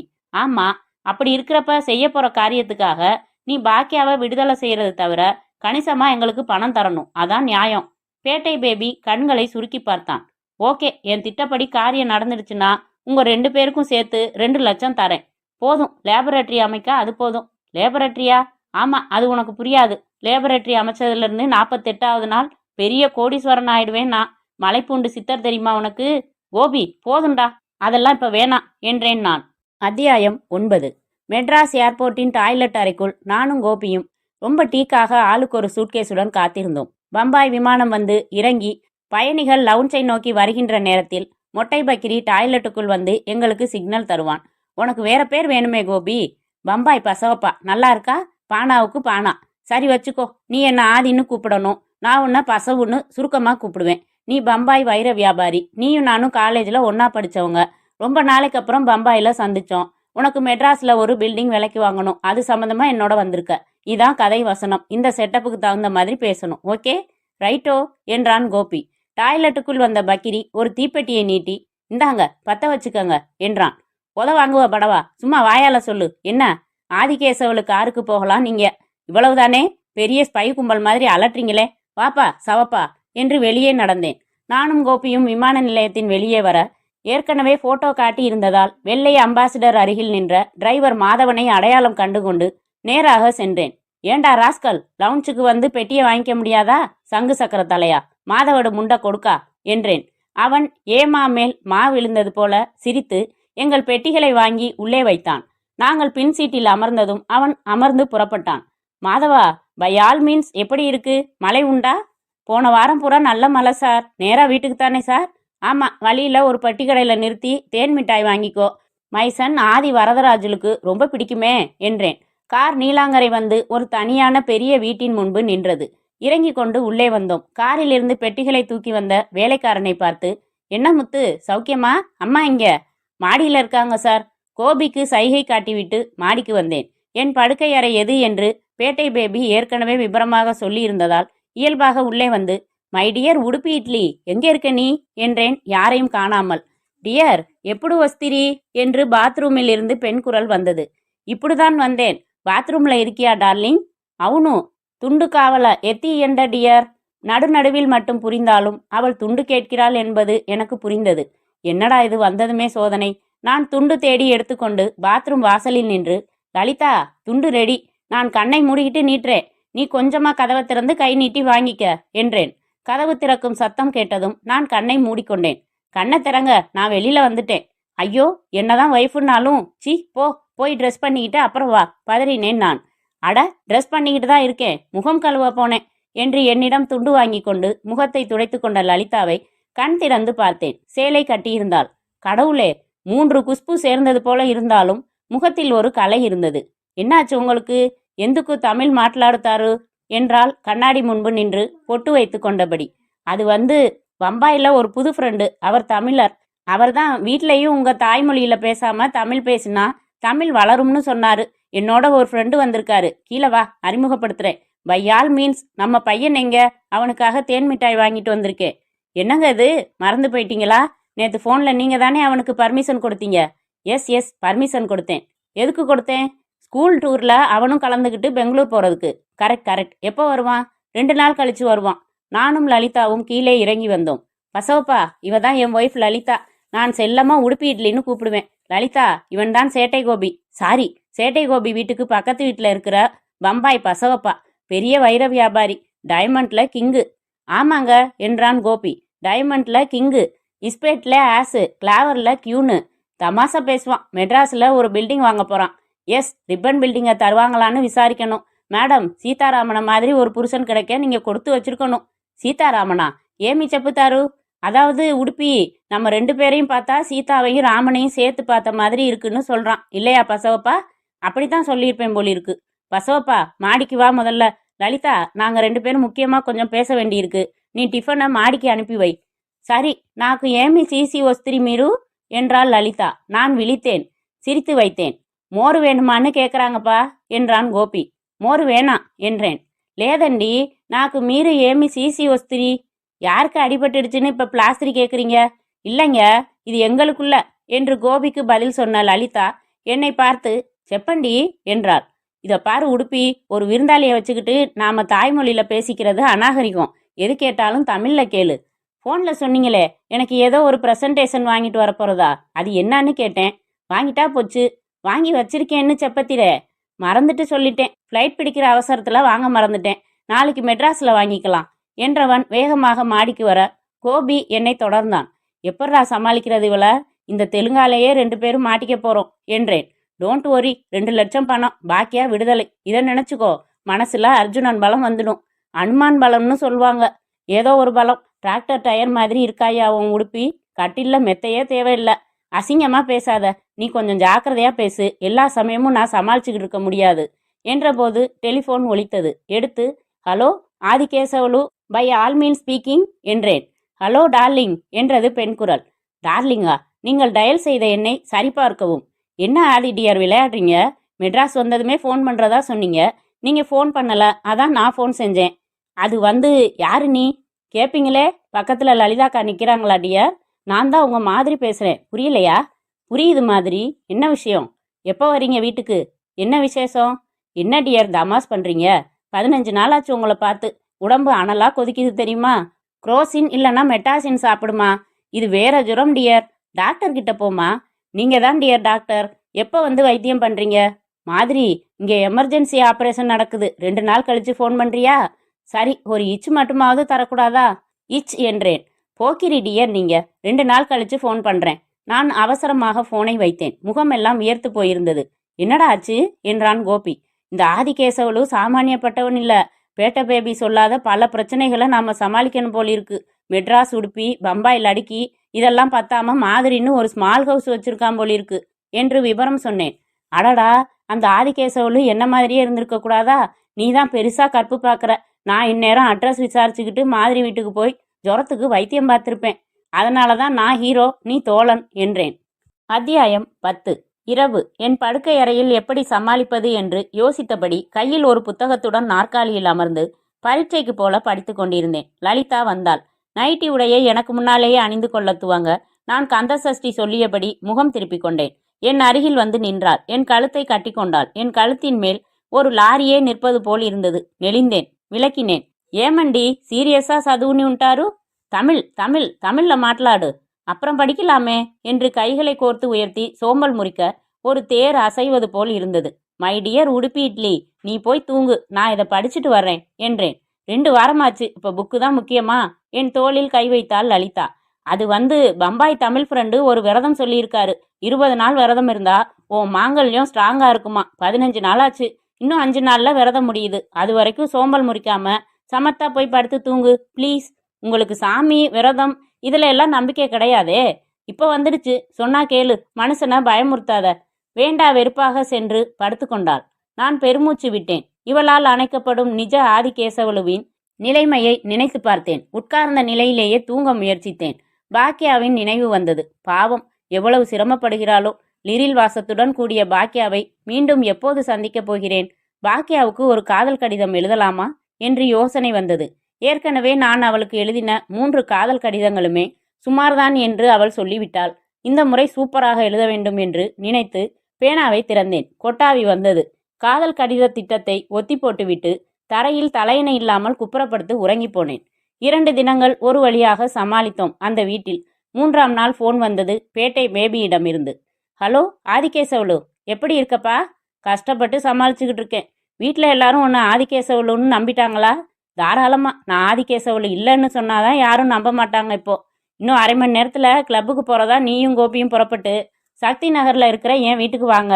டிரைவர் வேணாம், நீங்களே ஓட்டிக்கிட்டு வாங்க, நேரில் பேசிக்கலாம். சரி என்று நானும் கோபியும் புறப்பட்டோம். நான் லலிதாவிடம் நாங்கள் 2 பேரும் கிளப்புக்கு போயிட்டு வர்றோம் என்றேன். எந்த கிளப் என்றாள். ராமவிலாஸ் கிளப்பு இல்லைன்னா கற்பகம் கபே என்றான் கோபி. இல்லடா உளராத. சாரி மேடம், ஞாபகம் வந்துடுச்சு. Asthma போலிட்டன் club. காஸ்மாபொலிட்டன் கிளப்பை சொல்றான். வர்றோம் என்று அவன் கையை பிடித்து இழுத்து கொண்டு காருக்கு வந்தேன். டிரைவர் மாதவன் வேகமாய் வந்தான். டேய் புண்ணாக்கு தலையா, சோம்பேறி கொடுக்கா, நீ வேணா, கார் சாவியை கொடுடா, குருவி கூட்டு மண்டையா என்றேன். வர வர ரொம்ப அனாவசியமா என்ன திட்டுறீங்க சார் என்று முணுமுணுத்தபடி கார் சாவியை கொடுத்தான். பை ஆல் மீன்ஸ் சாரி, கொஞ்சம் ஓவர் டோஸ் ஆயிடுச்சு என்றேன். கோபி காரை ஓட்டினான். நான் அருகில் அமர்ந்திருந்தேன். பேட்டை பேபி வீட்டுக்கு வந்து சேர்ந்தோம். பேட்டை பேபி சிகரெட் புகைத்தபடி சிந்தனையில் இருந்தான். சீதாராமா, என் திட்டத்துக்கு நீ முழுக்க தயாராயிட்டியான்னு பார்க்க 2 சோதனை இப்போ என்றான். ஏற்கனவே நீ கொடுத்துருக்கிற சோதனை போதாதா? சரி, என்ன செய்யணும் என்றேன். பக்கிரி, ஒரு ஆப்பிளும் ஒரு கத்தியும் எடுத்துட்டு வா என்றான். கொண்டு வரப்பட்டன. ஆப்பிளை எடுத்து மேஜை மேல் வைத்தான். கத்தியை என்னிடம் கொடுத்தான். 3 துண்டா போட்டு சாப்பிடணுமா இப்போ? இல்ல, இந்த ஆப்பிளை ஒரு வெட்டுல 2 துண்டாக்கணும். கஷ்டம்யா உன்னோட. சரி, முயற்சி பண்றேன் என்ற நான் கத்தியை வலுவாக பிடித்தேன். ஆப்பிளின் மையத்தை குறிபார்த்தேன். ஓங்கி வெட்டினேன். ஆப்பிள் 2 துண்டுகளானது. கை தட்டினான் பேபி. வெரி குட் பக்கிரி, இதை எடுத்துட்டு போயிட்டு அந்த இரும்பு கம்பியை எடுத்துட்டு வா என்றான். பக்கிரி 2 நீல இரும்பு கம்பியோடு வந்தான். இதை 2 கையால வளைச்சு ஹேர்பின் மாதிரி வளைக்கணும். கமான். இவ்வளோ பெரிய ஹேர்பின் வச்சுக்கிறதுக்கு ராட்சச விஸ்வரூபம் எடுத்தாகணும் என்றான் கோபி. ஷூ, காரியத்தை பாரு என்றான் பேபி. நான் சிரமப்பட்டு தம் கட்டி அந்த கம்பியை வளைக்க முயன்றேன். கொஞ்சமாகத்தான் வளைக்க முடிந்தது. சரி போதும், நீ பலசாலிதான். இப்போ விஷயத்துக்கு வரலாம் வா என்றேன். மெட்ராஸில் ஆதிகேசவலுக்கு ஒரு கேர்ள் ஃப்ரெண்டு உண்டு. அவ பேரு மாதிரி என்றான் பேட்டை பேபி. தெரியும் என்றேன். எப்படி தெரியும்? ஃபோன் பண்ணி பேசுனா. ஃபோன்லேயே வாய்ப்பு இருந்தா நான் கெட்டு போயிருப்பேன். வீட்டுக்கு கூப்பிட்டா அப்புறம் பார்க்கலான்னு சொன்னேன். அவளே தான். அவளோட சேர்ந்து ஆதிகேசவலு வைரக்கடத்தல், பழம்பொருள் கடத்தல் இதில் எல்லாம் ஈடுபட்டிருக்கான். இன்னைக்கு சாயங்காலம் 7 மணிக்கு மாதிரி கைக்கு கொச்சின்ல இருந்து ஒரு தங்க புத்தர் பொம்மை வருது. 1/2 அடி உயரம், முழுக்க தங்கம். அது ஒரு பழம்பொருள். அந்த பொம்மையோட மதிப்பு 40 லட்சம். ராத்திரி 9 மணிக்கு மாதிரியோட வீட்டுக்கு ஆதிகேசவலுவா நீ போகணும். புத்தரை வாங்கிக்க ஒரு ஜப்பான் பார்ட்டி வந்திருக்குன்னு சொல்லணும். அவன் நம்புவா. புத்தரை உங்ககிட்ட ஆதிகேசவலுன்னு நம்பி கொடுப்பா. அதை வாங்கிட்டு வந்து என்கிட்ட கொடுத்துடணும். தங்க புத்தர் என் கைக்கு வந்ததும் நிஜ ஆதிகேசவலுவை ரிலீஸ் பண்ணிடுவேன். நான் உன்னோட உன் பாக்கியாவை அனுப்பிடுவேன். 2 லட்சம் என்றான் கோபி. அதுவும் தருவேன். ஒரு தங்க புத்தர், அதுவும் 1/2 அடி உயரம்தான்னு சொல்ற. எனக்கு மட்டும் அமைச்சு கொடுத்தேன்னா 48 நாளில் 10 அடி இரும்பு புத்தரை கூட தங்க புத்தராக்குவேன் என்றான் கோபி. ஆரம்பிச்சிட்டியா? கொஞ்சம் சும்மா இரு என்று அவனை அதட்டிய நான், மாதிரி எங்க இருக்கா என்றேன். அடையாறுல ராம்ஸ் அப்பார்ட்மெண்ட்ஸ்ல. நான் அட்ரஸ் தரேன். 3வது மாடியில் அவளோட ஃப்ளாட். வீட்டில் அவ மட்டும்தானா? ஆமாம். நான் எத்தனை மணிக்கு போகணும்? சரியா 9 மணிக்கு அவள் வீட்டில் இருக்கணும். தங்கபுத்தர் அவள் நிச்சயம் தருவாளா? கண்டிப்பாக தருவா. அப்புறம் ஒரு விஷயம். என்ன? நீங்கள் 2 பேரும் போனாலும் வீட்டுக்குள்ளே ஒருத்தர் மட்டும் போகணும். அது நீ தான். மாதிரியை சந்திக்க போகிறப்ப ஆதிகேசவலு எப்பவும் காரை உபயோகிக்க மாட்டான். அதனால் ஆட்டோவில் போகணும். புத்தரோட இன்னொரு ஆட்டோ பிடிச்சி இங்கே வந்துடணும். அப்படித்தானே? ஆமாம். இதுக்கும் நான் ஆப்பிள் வெட்டி கம்பி வளைச்சதுக்கும் என்னையா சம்பந்தம் என்றேன். அது சும்மா உன்னை சோதனை செய்யத்தான். திட்டம் நல்லா புரிஞ்சுதா? 2ஆம் வாய்ப்பாடு மாதிரி தெளிவாக இருக்குது என்றேன். ரைட், நீங்கள் புறப்படலாம். சரியா 9 மணிக்கு. ஓகே, இந்தா இதுதான் மாதிரியோட அட்ரஸ். சீட்டை வாங்கி பாக்கெட்டில் போட்டுக்கொண்டேன். நானும் கோபியும் மறுபடி காரில் புறப்பட்டோம். சீதா, ஒரு குறுக்கு பிளான் போடலாமா என்றான் கோபி. என்ன? டபுள் கிராஸ் பண்ணலாமா? அப்படின்னா இந்த பேட்டை பேபிக்கு நாமம் போடலாமா? எதுக்கு? மண்டு துரோகம் செய்யலாமான்னு கேட்டேன். எப்படி? மாதிரி தங்கபுத்தர் கொடுத்ததும் நாம் 2 பேரும் சத்தம் போடாமல் கம்பி நீட்டிடலாம். கம்பி வளைக்கிறதே கஷ்டமாக இருந்ததுரா. நீட்டுறதுனா முடியாது. பட்டறையில் தான் முடியும். முட்டாள், தங்கபுத்தரோட ஓடி போயிடலாமான்னு கேட்டேன்.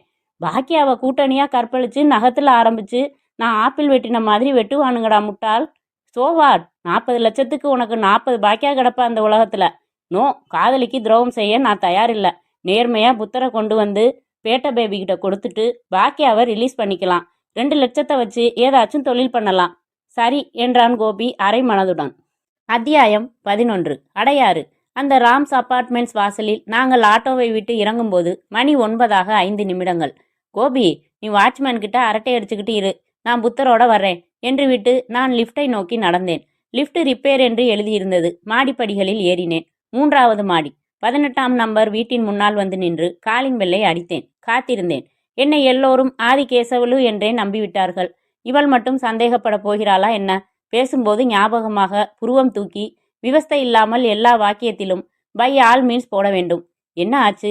ஏன் கதவு திறக்கவில்லை? மாதுரி குளித்து கொண்டிருக்கிறாளா? நான் கதவின் கைப்பிடியில் கை வைக்க கதவு உள்புறம் சொய் என்று திறந்து கொண்டது. உள்ளே வந்தேன். மாதுரி டார்லிங் என்றேன். படுக்கையறையின் கதவு லேசாக திறந்திருக்க தெரிந்த சுவரில் சுழலும் மின்விசிறியின் நிழல் அலைகள் தெரிந்தன. மை டியர் மாதுரி டார்லிங் என்று அந்த படுக்கை அறைக்குள் நுழைந்த நான் அதிர்ச்சி டு த பவர் ஆஃப் அடைந்தேன். கட்டிலில் அந்த இளம்பெண் மாதுரி. அவள் நெஞ்சில் கம்பீரமாக சொருகி கொண்டு நிற்கும் கத்தி, வலிந்து கொண்டிருக்கும் ரத்தம். நிச்சயம் அவளுக்கு உயிர் இல்லை. தங்கபுத்தருக்காக வேறு யாரோ பார்ட்டி வந்து கொன்றுவிட்டு கொள்ளையடித்து விட்டு போய்விட்டார்களோ? ஐயையோ, நான் உடனடியாக இங்கிருந்து விலக வேண்டும். இல்லாவிட்டால் நாளைக்கு போலீஸ் என்னை கூட சந்தேகப்படலாம்.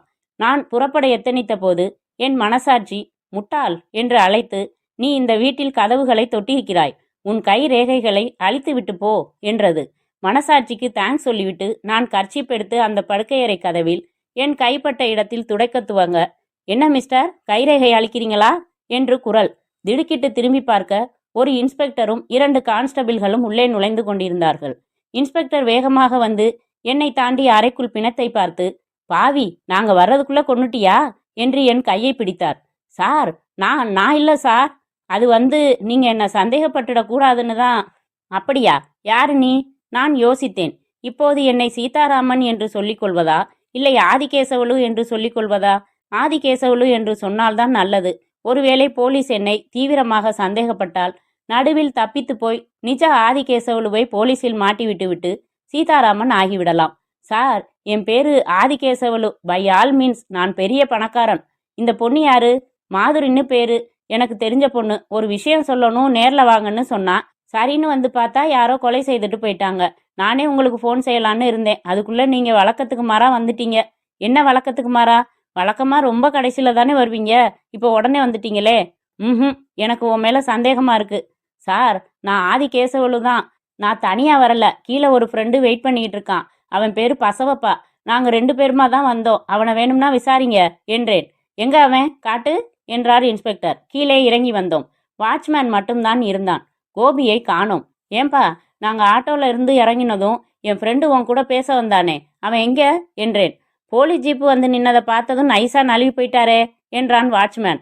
துரோகி என்று மனதில் திட்டினேன். இன்ஸ்பெக்டர் என்னை முறைத்தார். பெரிய பணக்காரன்னு சொன்ன, ஆட்டோவில் ஏன் வந்த? அது கார் இன்னைக்கு ரிப்பேர். உன் ஃப்ரெண்டு பசவப்பா எங்கள் ஜீப்பை பார்த்ததும் ஏன் நழுவணும்? அவனுக்கு சின்ன வயசுலேருந்தே காக்கி சட்டையை பார்த்தாலே அலர்ஜி. ஒளராத, நீ என்னோட ஸ்டேஷனுக்கு வந்தாகணும், உன்னை தீவிரமாக விசாரிச்சாகணும் என்றார் கண்டிப்பான குரலில் இன்ஸ்பெக்டர். அத்தியாயம் 12. போலீஸ் ஸ்டேஷனில் என் கைரேகை விலாசம் எல்லாம் வாங்கி கொண்டு லாக்கப்பில் தள்ளிவிட்டார்கள். மறுநாள் நேற்றைய அதே இன்ஸ்பெக்டர் சிரித்தபடி வந்து லாக்கப்பை திறந்து உள்ளே வந்து என் சட்டையை கொத்தாக பிடித்தார். வேஷமா போடுற ராஸ்கல், உன் பேரு சீதாராமன். உன்னை கல்யாணம் செஞ்சுக்க சொல்லி வற்புறுத்தின உன் காதலிய பணக்காரன் மாதிரி வேஷம் போட்டுக்கிட்டு வந்து குத்திட்ட. கேட்டா ஆதிகேசவலுன்னு ஒரு பெரிய ரீல் சுத்துற, அப்படித்தானே என்றார். அவர் பேசினதில் எனக்கு அங்கங்கே புரிந்தது. ஆதிகேசவலுன்னு நீ சொன்ன விலாசத்துல விசாரிச்சேன். அந்த நீலாங்கர அட்ரஸ்ல இருக்கிற வீடு பூட்டி இருக்கு. அதோட ஓனர் துபாயில இருக்கானா. 6 மாசமா அந்த வீடு பூட்டி தான் இருக்கான். நோ, நீங்க தப்பான அட்ரஸ்ல விசாரிச்சிருக்கீங்க. என் வீட்டுல லலிதா இருக்கா. உடுப்பி இட்லின்னு செல்லமா கூப்பிடுவேன். வீட்டுல போன் இருக்கு, லலிதாவோட பேசுறேன் சார் என்றேன். என்னை மேஜைக்கு அழைத்து வந்து நம்பர் சொல்லு என்றார். நான் நம்பர் சொன்னேன். 24-15-709. விளையாடுறியா? போலீஸ் கமிஷனர் நம்பர் அது. நான் குழம்பினேன். ஆதிகேசவலு வீட்டில் உள்ள போன் மேல் இந்த நம்பர் தான் எழுதியிருந்தது. இதை பாருப்பா, இது உன் கையெழுத்து தானே என்று பேண்ட் பாக்கெட்டில் இருந்து 3 கடிதங்கள் எடுத்து நீட்டினார். நான் ஒன்றை பார்த்தேன்.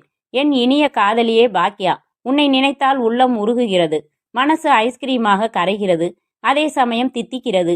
வாழ்க்கையின் மிச்சமுள்ள ஒவ்வொரு வினாடியும் உன் மடியில் படுத்து கிடக்க ஆசைப்படுகிறேன். உன் காதலன் சீதாராமன். ஆமா, இது என் கையெழுத்து தான். என் காதலி பாக்கியாவுக்கு நான் எழுதின லவ் லெட்டர்ஸ் தான். உங்களுக்கு எப்படி கிடைச்சது? என்ன கேள்வி இது? கொலை நடந்த உன் காதலி பாக்கியாவோட ரூம்ல தான் கிடைச்சது. குழப்பாதீங்க சார், அவன் என் காதலி இல்ல, அவன் மாதுரி. ஏய் மிஸ்டர், நீ தான் குழப்புற. அந்த வீட்டில் செத்து போன பொண்ணு பேரு பாக்கியலட்சுமி தான். அந்த அப்பார்ட்மெண்ட்ஸ் முழுக்க விசாரிச்சிட்டோம். அந்த கத்தியில இருக்கிற கைரேகையும் நேத்து உங்ககிட்ட பேப்பர்ல வாங்கின கைரேகையும் ஒத்து போகுதுன்னு லேபரேட்டரியில சொல்லிட்டாங்க. நீ உன் கைப்பட எழுதின லெட்டர்ஸை நாங்க கைப்பற்றி இருக்கோம். இது என் கையெழுத்து தான்னு நீயே ஒத்துக்கிட்ட. அதே மாதிரி கொலை செஞ்சதையும் ஒத்துக்கோ. எனக்கு தலை சுழன்றது. பாக்கியாவுக்கு எழுதின கடிதங்கள் இங்கே எப்படி போலீஸுக்கு கிடைக்கும்? மாதுரி என்று தானே போனில் கூட சொன்னாள். அவள் பெயர் பாக்கியலட்சுமியாக எப்படி இருக்க முடியும்? ஆதிகேசவலுவின் வீடு எப்படி பூட்டி இருக்க முடியும்? கத்தியில் என் கைரேகை எப்படி வர முடியும்? யோசிக்க யோசிக்க என் சிறுமூளைக்கு மெதுவாக எல்லாம் புரிய துவங்கியது. எல்லாம் பேட்டை பேபியின் வேலைகள். செத்துப்போனவளின் நிஜ பெயர் பாக்கியலட்சுமி. அவளை கொலை செய்து அந்த கொலைப்பழியை என்மேல் போடுவதுதான் அவன் நோக்கம். அதற்காக எவ்வளவு ஒருத்தியை பாக்கியலட்சுமி என்று சொல்லிக்கொண்டு என்னிடம் பழக விட்டிருக்கிறான். நானும் அசடு போல அர்ஜென்ட்டாக காதலில் விழுந்து லவ் லெட்டர் எழுதினேன். அடுத்த கட்டமாக என்னை மிரட்டி ஆதிகேசவலு ஆக்கி ஐயோ, அப்படியென்றால் நிஜமாக ஆதிகேசவலு என்று யாரும் இல்லையா? முத்து, மாதவன், லலிதா எல்லோரும் பேட்டை பேபியின் நபர்களா? பூட்டியே கிடக்கும் தனிமையான வீட்டை தங்கள் திட்டத்திற்கு பயன்படுத்தினார்களா? பலம் பார்க்கிறேன் என்று ஆப்பிளை கத்தியால் வெட்ட சொல்லி அந்த என் கைரேகை படிந்த கத்தியை இந்த கொலையில் பயன்படுத்தி என்னை 9 மணிக்கு அந்த வீட்டுக்கு போக சொல்லி அதற்கு சில நிமிடங்கள் முன்பு அவர்களே போலீஸுக்கு ஃபோன் செய்து என்னை மாட்டி விட்டு விட்டார்கள். தங்கபுத்தர் எல்லாம் 70mm ரீல். எஸ், இப்படித்தான் நடந்திருக்க வேண்டும். என்னை அறியாமல் நான் அழத் தொடங்கினேன். எதுக்கியா கொலை செய்துட்டு இப்போ அலற? நான் இன்ஸ்பெக்டரின் கால்களில் விழுந்தேன். சார், நான் கொலை செய்யல. என் பேரு சீதாராமன் தான். 1வது சாப்டர்லேருந்து என்ன நடந்ததுன்னு கொஞ்சம் விளக்கமாக சொல்கிறேன். நான் சென்னை வந்தது, சேட்டை கோபி சந்திப்பு, பாக்கியாவின் திடீர் காதல், பேட்டை பேபியின் மிரட்டல், ஆதிகேசவலுவாக மாற்ற பயிற்சி, லலிதா என்னும் உடுப்பி இட்லி, தங்கபுத்தர் என்று சகலமும் சொன்னேன். என்னையா அது? நம்ப முடியலையே. சார், சத்தியம் சார், ப்ளீஸ் நம்புங்க. சரி வா, அந்த சக்தி நகர் வீட்டுக்கு போய் பார்க்கலாம். நானும் இன்ஸ்பெக்டரும் ஜீப்பில் புறப்பட்டோம். வேளச்சேரியில் சக்தி நகரில் தன்னந்தனியாக பொட்டல்வெளியில் நின்ற அந்த பேட்டை பேபியின் தனி வீட்டிற்கு வந்து நிறுத்தினோம். இந்த வீடு தான் சார், இங்கே தான் பேட்டை பேபி இருக்கான். கிட்டே சென்று பார்த்தால் வீட்டின் கதவில் பெரிய பூட்டாக தொங்கியது. அந்த பக்கம் சைக்கிளில் சென்ற ஒருவனை நிறுத்தி இன்ஸ்பெக்டர் விசாரித்தார். ஏன்பா, இந்த வீட்டில் யார் இருக்காங்க? யாரும் இல்லை சார், கோயம்புத்தூரில் ஓனர் இருக்காரு. இங்கே நிலம் வாங்கி வீடு கட்டி 1 வருஷமாச்சு. ஒதுக்குப்புறமா இருக்கிறதால வாடகைக்கு யாரும் குடி வரல. 1 வருஷமா பூட்டி தான் கிடக்குது. இன்ஸ்பெக்டர் என்னை முறைத்தார். சார், பேட்டை பேபியை நானும் சேட்டை கோபியும் சந்திச்சது இங்கே தான். பூட்டி கிடக்கிற 2 வீட்டை பயன்படுத்தி தன்னோட ஆளுங்களை வச்சு பிரமாதமாக நாடகம் நடத்தி என்னை இந்த கொலைப்பள்ளியில் மாட்டி விட்டுட்டான் சார் அவன். சரிப்பா, ஜட்ஜு நம்ப மாட்டார். நம்புறதுக்கு ஆதாரம் வேணுமே. சேட்டகோபின்னு சொல்ற, அவனையும் காணுமே. எல்லோரும் மாயமாக மறைந்து விட்டார்களா? எனக்கு கண்களை இருட்டியது. மீண்டும் ஸ்டேஷனுக்கு திரும்பினோம். ஸ்டேஷனில் சேட்டை கோபி உட்கார்ந்திருந்தான். சார், இவன்தான் கோபி. டேய் கோபி, பாருடா என் நிலைமைய. என்னை கொலைகாரன் ஆக்கிட்டான் பேட்டை பேபி. எல்லாம் போய் இவர்கிட்ட சொல்டா என்றேன். நானும் நேற்று பேட்டை பேபி வீட்டுக்கு போனேன். வீடு பூட்டி இருந்துச்சு. ஆதிகேசவல வீட்டுக்கு போனேன். அதுவும் பூட்டி இருந்துச்சு. பக்கத்தில் விசாரிச்சா 2 வீடுமே பல மாசமா பூட்டி இருக்கிறதா சொன்னாங்க. இன்னைக்கு பேப்பரில் கொலை செய்தியும் உன்னை அரெஸ்ட் பண்ண செய்தியும் படித்தேன். உண்மைகளை சொல்லி உன்னை ஜாமீனில் எடுக்கலாம்னு ஓடி வந்தேன் என்ற கோபி நான் சொன்னதைப் போல பேட்டை பேபியால் நாங்கள் ஏமாற்றப்பட்டதை விரிவாக சொன்னான். சரி, நீங்கள் சொன்னதெல்லாம் உண்மையா இருந்தா கூட எப்படிப்பா அதை நிரூபிப்பீங்க? எங்கே ஏமாந்தீங்க செமத்தியா என்றார் இன்ஸ்பெக்டர். நான் மோபாயில் விரல் வைத்து யோசித்து, ஆதிகேசவலுவோட ஃபோட்டோன்னு 4 ஃபோட்டோ காமிச்சானுங்க. அங்கதான் ஏமாந்தோம். என் ஃபோட்டோவை ட்ரிக் பண்ணி தலையை மட்டும் ஒட்டி ஏமாத்தி இருக்கணும் என்றேன். சரி, சமீபத்தில் தானே மெட்ராஸ் வந்ததா சொன்ன. உன் ஃபோட்டோஸ் எப்படி அவங்களுக்கு கிடைச்சிது? நான் முகம் பிரகாசிக்க, சார், சினிமா பாசஞ்சரில் தமிழ் பையன்னு ஒரு ரிப்போர்ட்டர் இருக்கான். அவன் என்ன டைரக்டர் சிங்கராஜன் வீட்டு வாசல்ல வச்சு 4 ஃபோட்டோ எடுத்தான். இப்போதான் ஞாபகம் வருது. அவனை 2 தட்டி தட்டி விசாரிங்க என்றேன். அவனை விசாரிக்கிற வரைக்கும் 2 பேரும் உள்ள இருங்க என்று விட்டு இன்ஸ்பெக்டர் புறப்பட்டு போனார். 4 மணி நேரம் கழித்து இன்ஸ்பெக்டர் ஜீப்பில் வந்து இறங்கி, போங்கடா உள்ள என்று அதட்ட நாங்கள் நிமிர்ந்து பார்த்தோம். பேட்டை பேபி, பக்கிரி, சங்கிலி, முத்து, மாதவன், லலிதா, பாக்கியா எல்லோரும் கைகள் கட்டப்பட்டு உள்ளே வந்தார்கள். இன்ஸ்பெக்டர் எங்களிடம் வந்து கதவை திறந்து விட்டார். சீதாராமன், அந்த ரிப்போர்ட்டரை தட்டினேன். அவன் எல்லாம் கக்கிட்டான். பேட்டை பேபியும் இந்த கும்பலும் கொலைகார கும்பல். யாராவது யாரையாவது கொலை செய்யணும்னா பேட்டை பேபி கிட்ட வருவாங்க. 2 லட்சம் 3 லட்சம் பேசிக்குவாங்க. இவன் உடனே ஒரு அப்பாவியை தேடி பிடிச்சு அவங்கிட்ட விதவிதமாக நாடகம் நடத்தி கொலைப்பள்ளி அப்பாவி மேலே விழற மாதிரி செஞ்சு காரியத்தை முடிச்சிடுவான். பாக்கியலட்சுமியை கொலை செய்ய சொல்லி ஒரு பணக்காரன் பேட்டை பேபிகிட்ட வந்திருக்கான். அப்பாவிகளை செலக்ட் பண்ணி தர்ற வேலை தமிழ் பையனோடது. உன்னை ஃபோட்டோவோட அவன்கிட்ட அறிமுகப்படுத்தியிருக்கான். பேட்டை பேபி உடனே தன் கூட்டத்தில் இருக்கிற இந்த சித்ராவை பாக்கியலட்சுமிங்கிற பேரில் கடற்கரையில் உன்னை சந்திக்க வச்சு காதலிக்க வச்சான். அப்புறம் பூட்டி கிடந்த 2 வீடுகளையும் தன் ஆளுங்களையும் வச்சு உங்கள் 2 பேரையும் செமத்திய ஏமாத்திட்டான். அடிச்ச அடியில் தமிழ் பையன் எல்லாரையும் காப்பாத்திட்டான் என்று விளக்கம் சொன்னார் இன்ஸ்பெக்டர். காதல் துரோகி என்றேன் நான் அந்த குனிந்த தலை சித்ராவை பார்த்து. 2 லட்சம் கிடையாது, லேபரட்டரிக்கு என்ன செய்யறது என்றான் கோபி. ஸ்டேட்மெண்ட்டில் கையெழுத்து வாங்கி கொண்டு என்னையும் கோபியையும் வெளியே விட்டார் இன்ஸ்பெக்டர். வெளியே வந்ததும் கோபி என்னிடம் சொன்னான், ஒரு ஐடியா. என்ன? பூட்டின வீடு ஒன்றை செலக்ட் பண்ணி ஒரு பணக்கார பொண்ணை கடத்தி கொண்டு போய் அங்கே வச்சு, டேய் ஆளை விடு, அடுத்த பஸ்ஸில் நான் ஊருக்கு போய் அப்பாவோட ஜவுளி கடையில் உட்கார போகிறேன். சொல்கிறத கேளு. ஒரு லேபரட்டரி வைக்கிறதுக்கு மட்டும் எப்படியாச்சும் பணம் தேத்திட்டா அப்புறம் உலகத்திலே நாம தான் பெரிய கோடீஸ்வரர்கள். கோபி, உன் தங்கமும் வேணாம் ஒன்றும் வேணாம் என்று நான் என்னை கடந்து நின்ற பல்லவனில் ஓடிச் சென்று ஏறிக்கொண்டு அவனுக்கு டாட்டா காட்டினேன். முற்றும்.